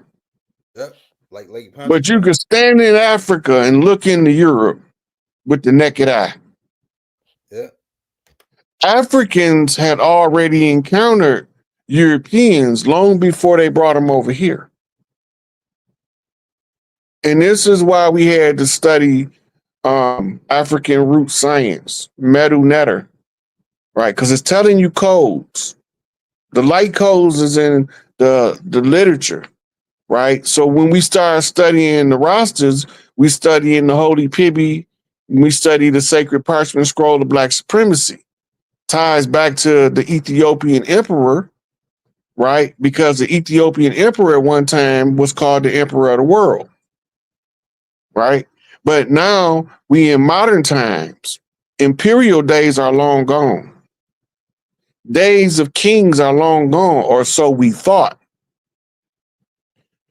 The days of these people being publicly known is what's long gone. The puppets that represents the will of these people is called the boule.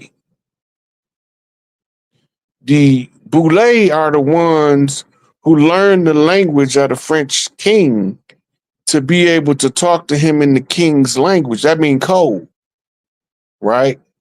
Now remember, they got King's Day rebellions scheduled. It's called King's Day Rebellion. What has the king ever rebelled against if he the king? Think about it, Elder. You king of your castle. In your house, you muted. They rebel against the people, bro. No, you in your house. You the king. You can't rebel against the people, but the people can rebel against you. Yeah. In your kingdom, you the ultimate power, or are you? Right.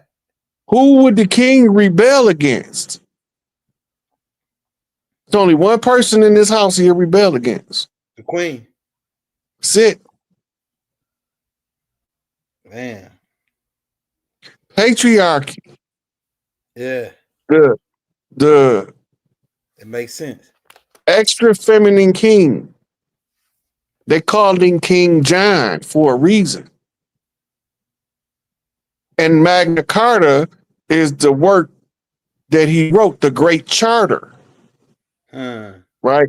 To make the commoner and the king appear on the same level. Now, notice the word appear. Right? So King John in the Magna Carta, now what that got to do with John D? Go ahead. That tie it sounds like it tie in. Who did they say that the queen fired and ran from the her royal house? Go pull back up the first John D video. All right. Listen close to what she say. This is important. Right? They telling us the story as it's unraveling. Because it already happened. Now we watching the mirror effect of the unraveling of it. It's only going to be like a little ways in. I'm going to tell you when to stop it. This is the one with the girl talking? No. The next one after that. Because remember, you almost played the brother first. Also, it's the queen. Hold on, this one right here. Is this one right here?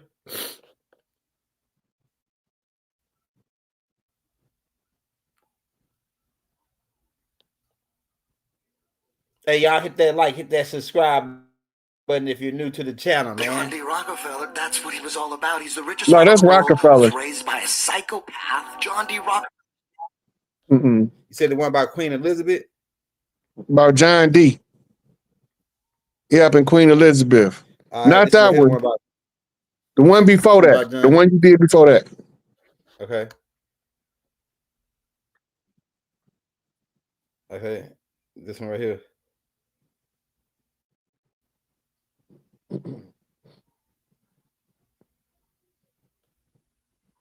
Let's see if this is it. I was today years old when I found out. John Dee, a Tudor-era English mathematician, astronomer, astrologer, occult philosopher, and imperial advisor to Queen Elizabeth I, was a mysterious figure who had a wide range of interests. John Dee may have been the inspiration behind Ian Fleming's iconic James Bond character. It has been claimed that John Dee was England's first secret agent for the Crown. He often signed all his correspondence with his codenamed 007. John Dee was a man of many talents. He was a scientist, a mathematician, and an explorer of the mystical and magical. He had a keen interest in astrology, divination, alchemy, and the exploration of demonic magic. He owned a number of objects that were related to these interests. One of these objects was a purple crystal on a chain, which he claimed was given to him by the archangel Uriel, which was most likely a demon, along with instructions for making a philosopher's stone. The philosopher's stone is a legendary alchemical marvel that promised the gift of eternal life and the ability to turn base metals into gold. He also possessed a clawed glass, a black glass mirror kept in a sharkskin case, which he used for peering into the future. The mirror was inscribed with the words, "The Devil's Looking Glass," and the black stone into which Dr. Dee used to call his spirits. Dee developed Enochian magic from his interactions with the entities he believed he saw in the mirror. Enochian magic is a system of ceremonial magic based on the 16th century writings of John Dee and Edward Kelly, who wrote that their information, including the revealed Enochian language, was delivered to them directly by various fallen angels. Dee's journals contain the record of these workings. The I don't think that's the one area. Of correspondences. Yeah, that's the them three right there is the one about besides with Queen Elizabeth about the with Mama T. No. It must be the one with the brother on it. Yeah, the brother. Let's see. I think that was it. Right here.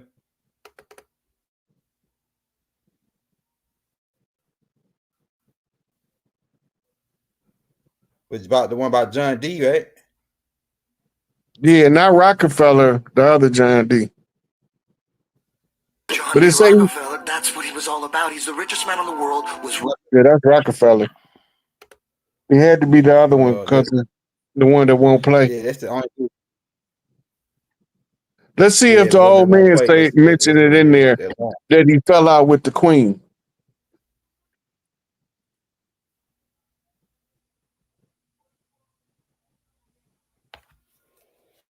Well, what did we read about it? And I assure you, you'll never think of the artist Shakespeare in quite the same way ever again. And our preconceptions about the writer, that small screen, black and white, grainy film that's playing in our collective consciousness right now, is about to explode into widescreen, technicolor, surround sound, like that moment in Wizard of Oz that changed cinema forever. Because story, there's a real wizard, Dr. John. No, that's that one that won't play. Yeah, so it got to be the one. Yeah, that one that won't play. Who did she say she kicked out though? Yeah, she fell out with him and put him out of the palace. John D.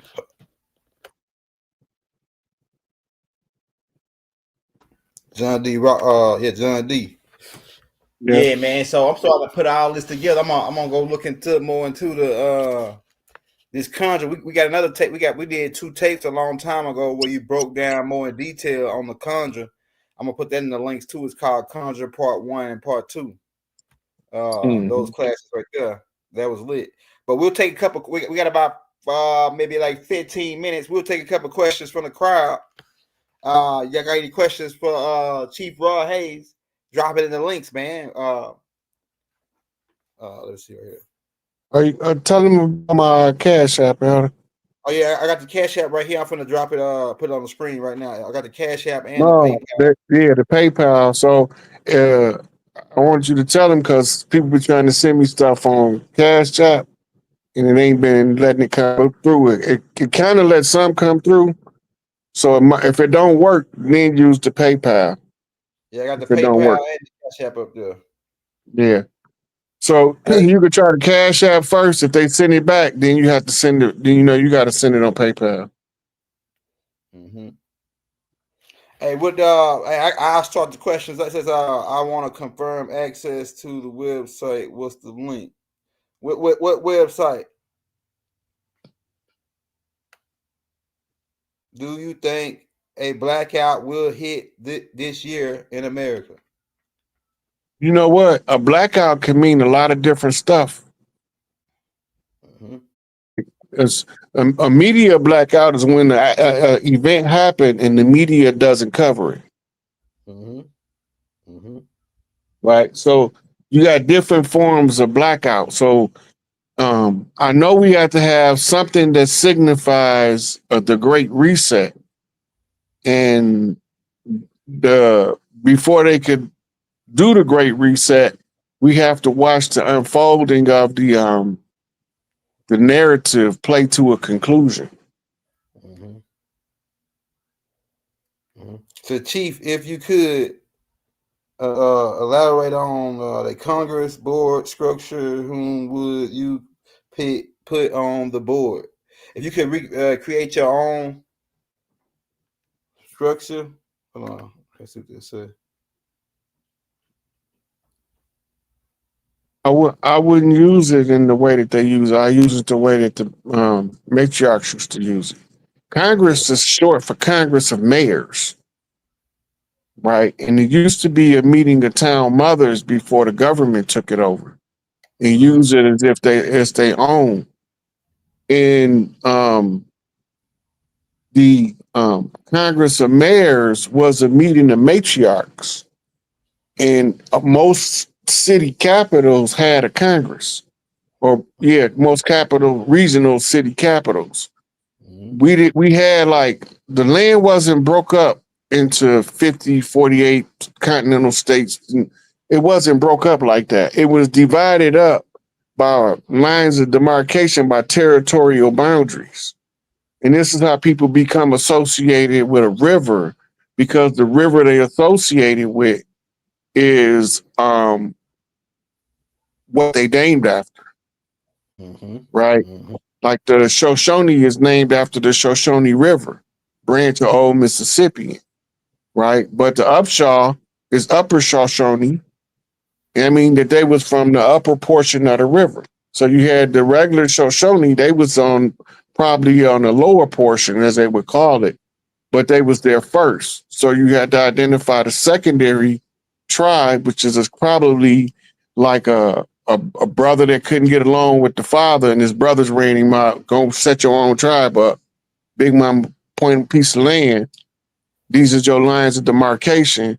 So he wanted to be tied to the Shoshone too. So he said, well, they Shoshone, so we Upper Shoshone, becomes the name Upshaw in the English language, right? And a lot of that happened where you have hyphenated or you have compound last names like Goldsmith, right? The Goldsmith is who used to smelt the gold for the tribes. We used to have our own currency. Right. And this is how they knew we was wealthy. And it started back in Columbus's journal. You gotta remember, Mansa Musa also disseminated large quantities of gold across the land when he came. That's right. Well, his brother did, Abu Bakari. Right. And they gold coins was circulating on the land. It still had the seal from where they came from in Ghana. Right. This is why they keep trying to tell us we from West Africa, because they believe that the Ghanaian blood from the West African tribes, because we have kingdoms and then we have empires, right? In one kingdom, you could have a king and you could have 50 princes that all got a territory, right? And so when they come over as indistinct haplogroups from a father line under patriarchy, but if they got a territorial right, most of them not leaving their motherland. They not coming over here, the women not. And this is why you see a lot of the travelers, it was hardly ever females on pirate ships. Right. Right. Most ships because this is during reset period, we coming out of a cataclysmic event, a global destruction. Yeah, that's all right.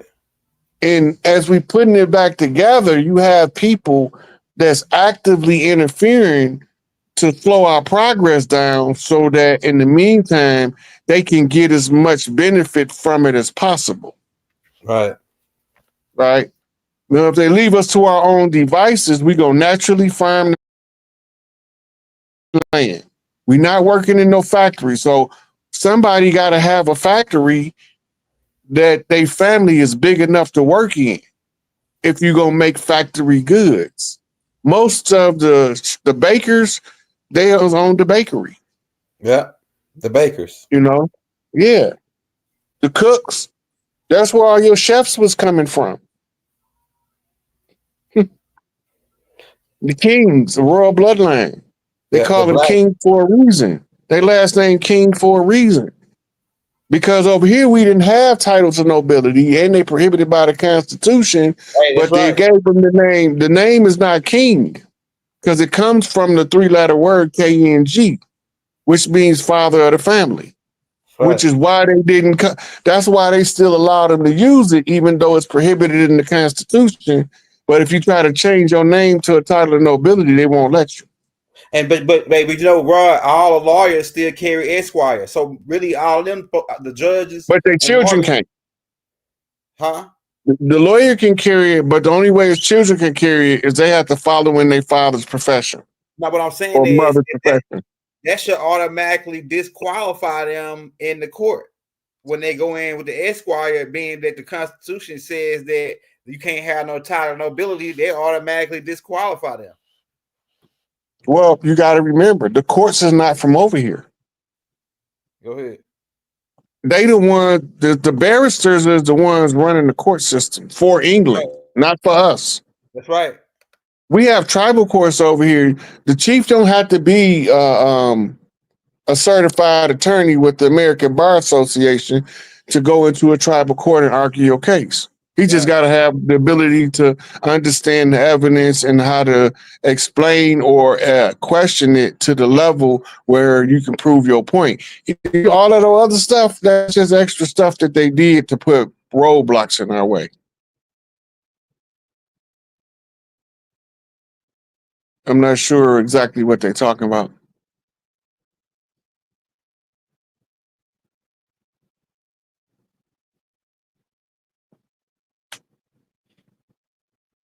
It amazes me how many people don't know that the capital for the longest time over here was New Orleans. That just blows my mind. That you couldn't even get on the land until the settlers came, unless you came through New Orleans. You're on mute, Elder.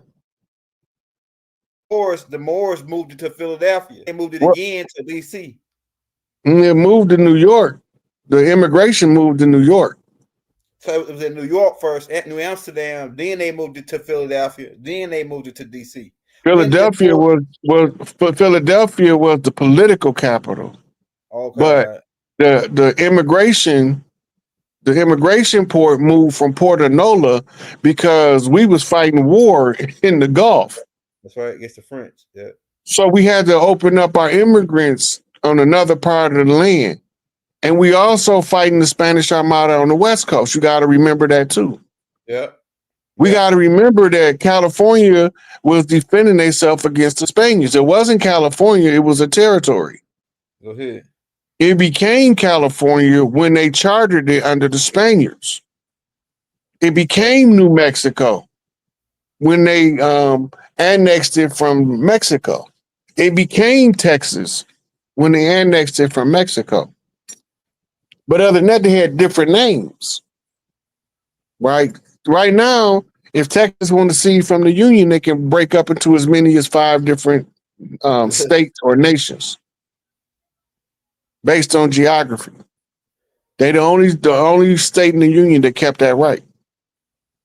Hey, QT Jones, QT Jones, funny man. It's about why the Moors not still around. Why haven't they been eliminated? If you eliminate all of the Moors ain't bad. Yeah, that's right. I keep telling everybody, you got 2 factions of Moors. You got the righteous Moors and the dirty Moors. The term Moor is the catch term to put us under for us to fight the war of an intellectual conflict out. Yeah. Right? To educate ourselves above the condition. Now, the problem is when they elders become elders and go back to where they come from, that with they elders keeping us in line. Them the dirty Moors. By using the extension groups like the United States Corporation, like the JDL, the ADL, right? The country over there that they call Israel. All of those are distractions and things to use as shields to continuously keep us from realizing that we have to educate ourselves about a condition. There's no other way out. You have to be able to clearly see the deception, but they have to put everything in the public domain so you can figure it out. As long as it's in the public domain, then somebody got to put it together. Right? Somebody got to put it together and explain it and then show you where they found it in the public domain. Right? And the places that they can put it in fiction. It's the same way they tell us fictional characters are really actual people. Like Nat Turner. The book, The Confessions of Nat Turner, is the origin of the story of Nat Turner. It's a fictional novel. But we don't want to, it was such a character that was so strong in face of the opposition of the era. We don't care if he was real or not. I'm a descendant of Nat Turner. It's the same way they talk. I'm the chosen people of God. If you got chosen I'm telling you now, if you got chosen to be better than somebody by God, your God is the devil. Go ahead. Yeah. Because only the devil want to make somebody feel like they're better than somebody else Yeah, that's his whole in game. order to get them to work for him. Right? Oh, You got to, the real God don't tell you that you better or less than anybody else. Right? The real God tell you that you your own individual self, be the best you can be, and don't worry about being better than nobody else. As long as you're the best version of you, it won't even be necessary because you're gonna shine on the world, being yourself. But as soon as you try to be who society tell you to be, you trapped in your ego.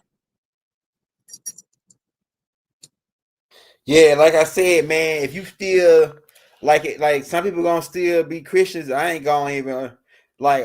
You could tell them about the doctrine of discovery. You could tell them, hey, man, you know, they put a gun in your head and made you to Christians. Like it's a hard pill to swallow at this point in time. But you should be past it already. We should be past that point of that. Okay, we got colonized by Christians. You got to Like, remember, people at different look, people at different levels of understanding. Everybody not on the same level. Yeah. We be walking around thinking we all on the same level. We not. Right? That don't make you better than nobody because you on a different level. It just make the level that you on responsible for something different. Right. Some of them people still haven't gotten over the understanding that they've been tricked. Right. Right? As long as the hypnotized person don't know he hypnotized, you can't break the hypnosis. Right? Yeah. So you need a sudden shock in order to jolt their consciousness. Right? But some of us you can give us the clues and we can begin to put together the picture. And once we see it, we can't unsee it. So when we act like we didn't see it, it's still cooking in the background. Eventually, the naysayer gonna become the supporter when they recognize that, wait a minute, that sounds too accurate for it not to be valid. Right? Because it ties to all of the receipts. Hey, it's right here really a two-part question. What can they do to get active? Because somebody asked what was the female's job? Like you just explained it a little bit. And then could you go in what the males could do, the females and the males? This will be the last question. What can the females then and the males do to be active and be on a job right now as we go into all the stuff that we've been talking about, like far as the world? So everybody got something that they do, right? All you got to do, first thing first, take care of your immediate family. Before you start trying to figure out where else to go look to do some work, make sure you can do the work at home first, right? And once you can do the work at home, then you want to help the community, then you assess how much time you need to put into the community, right? Because you could put in as little as an hour a day or as little as 2 hours a month, but you still have to figure out what you can do. How can you contribute? What are you capable of doing? Right? You can't tell any individual without knowing them what they should be doing at this time because you don't know what their skill set is. Right? So if you're going to activate, the fastest way to activation is the more people you get that'll catch their ear to listen to the information. If we don't understand what's happening, then we're going to be behind. We're going to be part of the ones that see catastrophe when redemption is at hand. Because they're not going to be able to recognize the difference. There's a difference between a cataclysmic event and a purging event. One of them done for senseless violence, right? Like my little nephew just got took out today, which it was hard for me to do this knowing that, but it had to be done.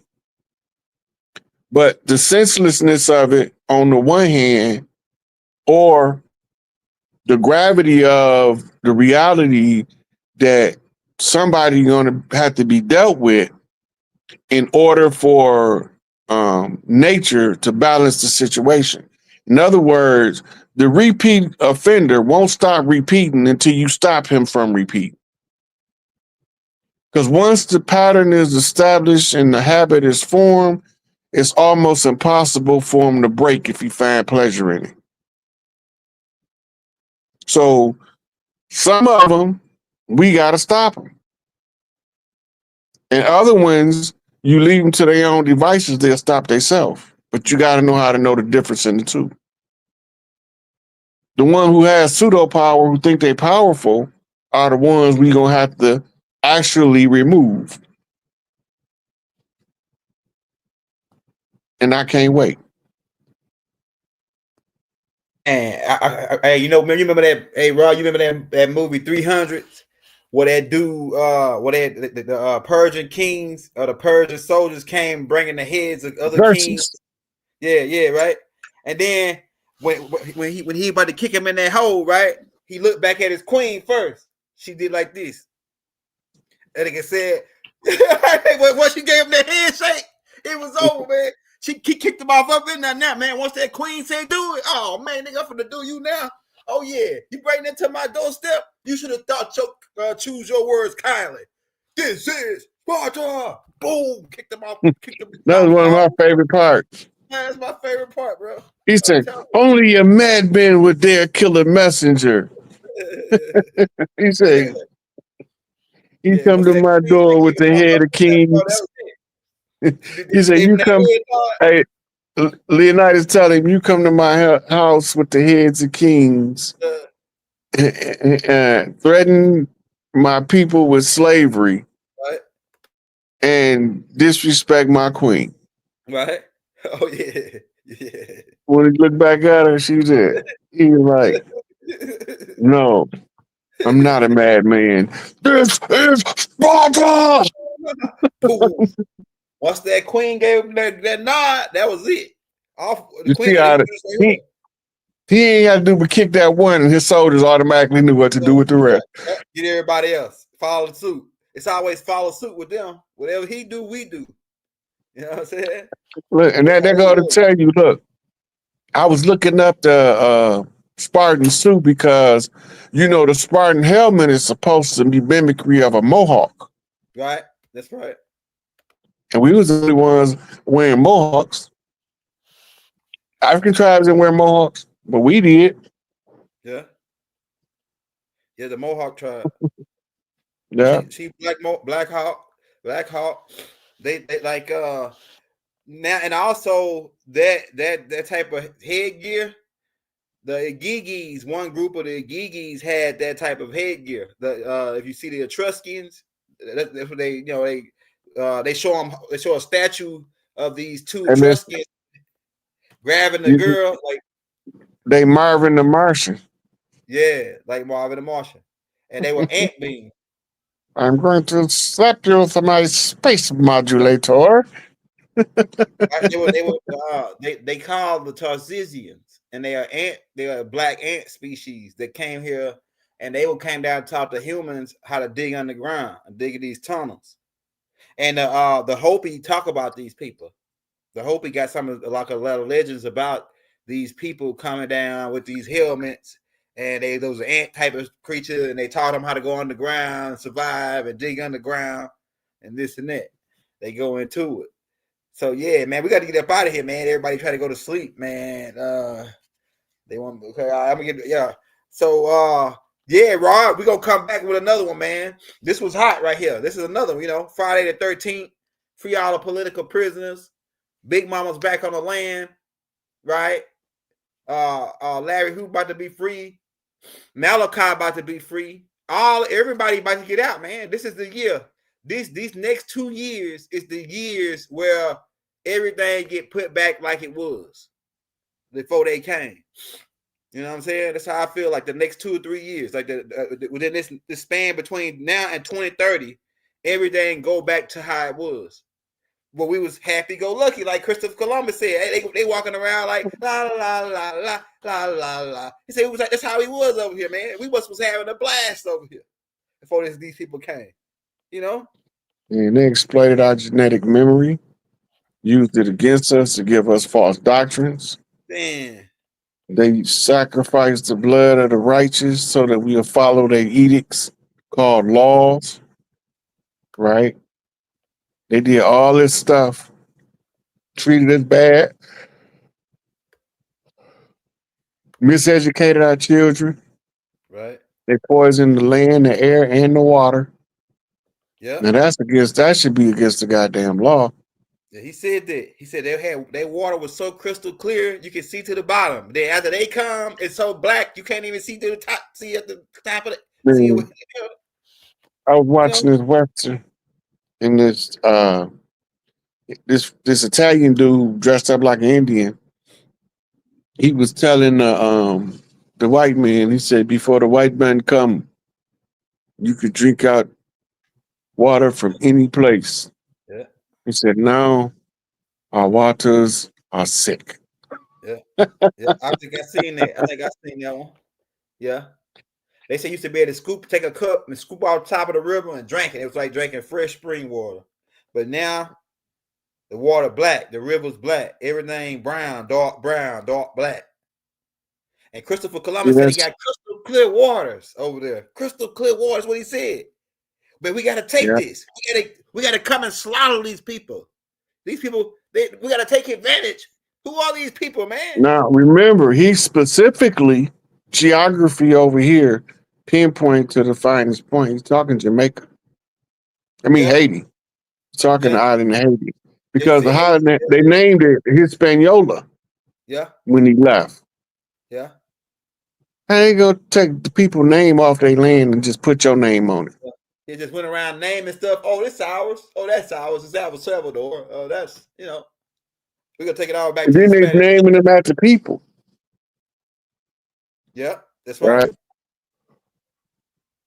Man, I'm telling you, bro. But Haiti not named after no people. I mean, no Europeans. It's named after the people from the land. Haiti. That's a family heritage birthright land.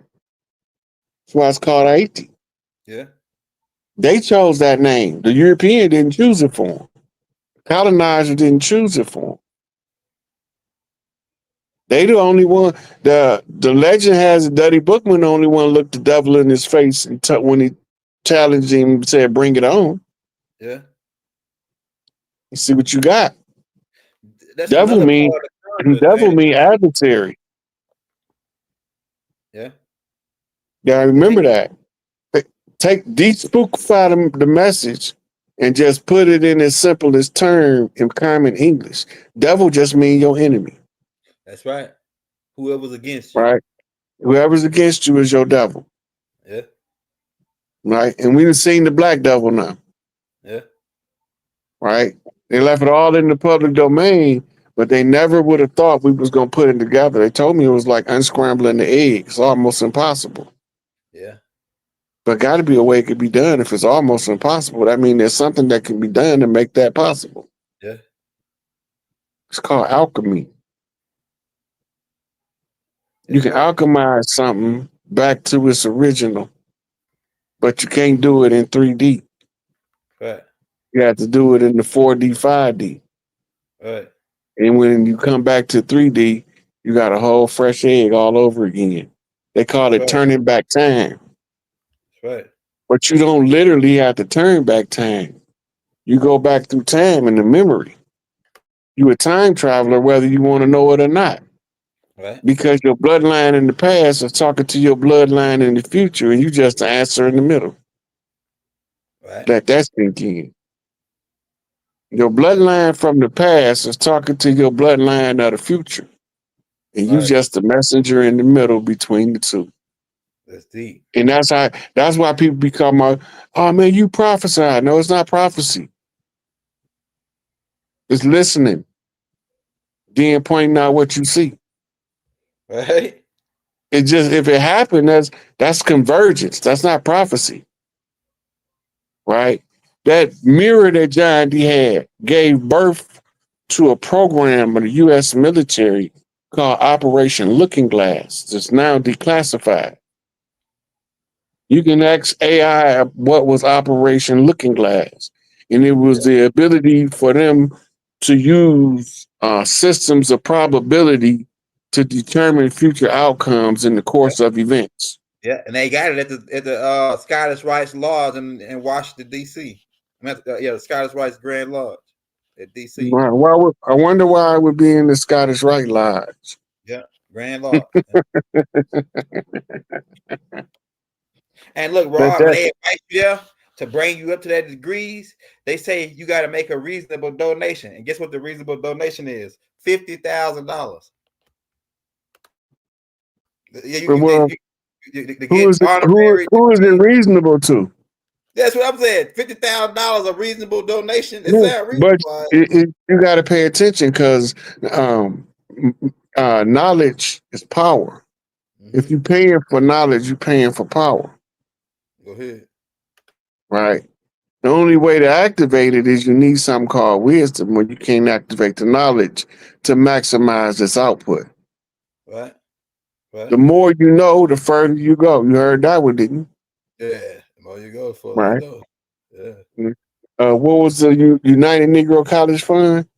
A black mind is a terrible thing to waste. Yeah, Marcus Garvey. Right. So it's telling you all of the secrets in the open. Because that means that the key to your redemption is in your self-education, not the education by the system. Why? Because history is written by the victors. If you ain't coming from the victor standpoint, then you won't never understand history. But if you come from the one who was victimized standpoint and still feel like the victim, you're going to remain victimized. Because you're not going to fight for what's right because you've already been relegated to the learned helplessness of a victim.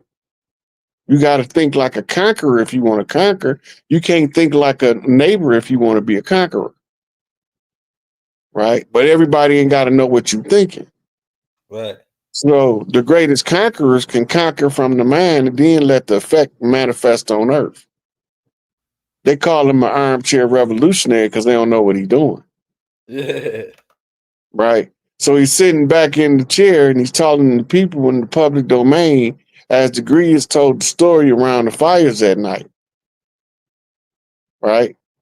And the people sit down at the open fire pit and they listen to the grid and he's singing and dancing and telling the story. And then when he get done, he taught them a whole bunch of stuff that they didn't even know they was learning. Right, because he's bypassing the faculty of ignorance. In order for ignorance to be effective, you have to have a system to reinforce the person's ignorance. Today, we call it cognitive dissonance. If you can control what they do with their cognitive dissonance, you can control how they react to the knowledge. But if you can't control the impact of when somebody first received a new piece of information, then you can't never stop them from learning higher forms of information. The only difference between the king and the peasant is class, character, and etiquette. Right? They can be from the same bloodline, but if one put in the work and another one don't, one more qualified than the other one. But just because you're from the same blood don't automatically make you entitled. And that's why they used to have to give you a title, a noble title, to represent your noble character that you come from a bloodline of noble ones. Right? So then they drew a picture, and then you understood that the Ali was the highest you could go. That's an Ottoman thing. Byzantine kings. Yeah, that's right. Talk about that in the Doc actually break that down in the Let's Set the Record Straight book.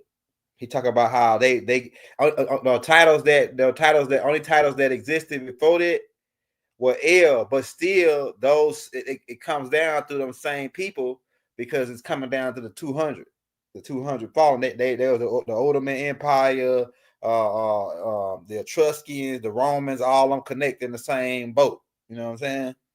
And what's the demigod, Elder? A half man, half God, I guess. So that's That's the what they. definition they give. Okay, now look. What do semi mean? Semi means like halfway, almost. Yeah. Okay. Yeah. So what do demi mean? Like a Can't dim mean light. the same thing. Yeah. They different sequences. Yeah. Demi, like it's like a dim light. It's like a lesser it's like a lesser potent of what, like saying darkness versus dark. You know, dark is dark, but then you got darkness, which is a lesser form of dark, really, because dark has a little bit. Darkness still has a little bit of light involved in it. Man, we go look it up. Yeah. This comes from the root word demo. There you go.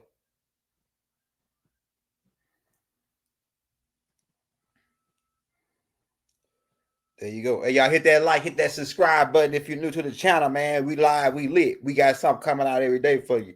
We don't stop, we don't quit. Right now, we're breaking down the American blood timeline, though. Go ahead. Yeah. So the demigod is a Democrat. Go ahead. Yeah. Because the Democrat comes from demo, the same word. Yeah. Right. And crack or crassy means government or administration of government. Demi means devil. Yeah. The Demi means devil.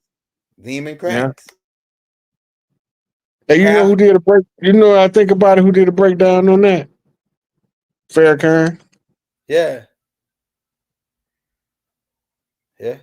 That's dope. Shout out Mr. Louis Farrakhan, man. Yeah. It's one of my guys. What Chuck D say? And for the minister of Farrakhan, don't tell me that you understand until you hear the man. Farrakhan said, he said, don't you ever open your goddamn mouth to call me no anti-Semite. I said, damn, Farrakhan be telling that boy be talking, right? That boy talk major, boy. Don't you ever open You gotta remember, he was taught to be an orator by some of the greatest orators. Nation Islam pull out some talkers, boy. They train them well. I'm telling you. Man, but Farrakhan said, don't you ever open your damn mouth. What? Hey, we better get up out of here on that note, man. Hey, we're gonna be back, boy. Just let me know when you want to do the next one. We're gonna be back, man. Hey, y'all, we love you all. Send divine love throughout the boundless universe. Peace and love, positive vibrations going into the Sabbath for the Hebrews. Shout out my Hebrews. Yeah, peace and love. We out. Right? Hotel, divine love. What do?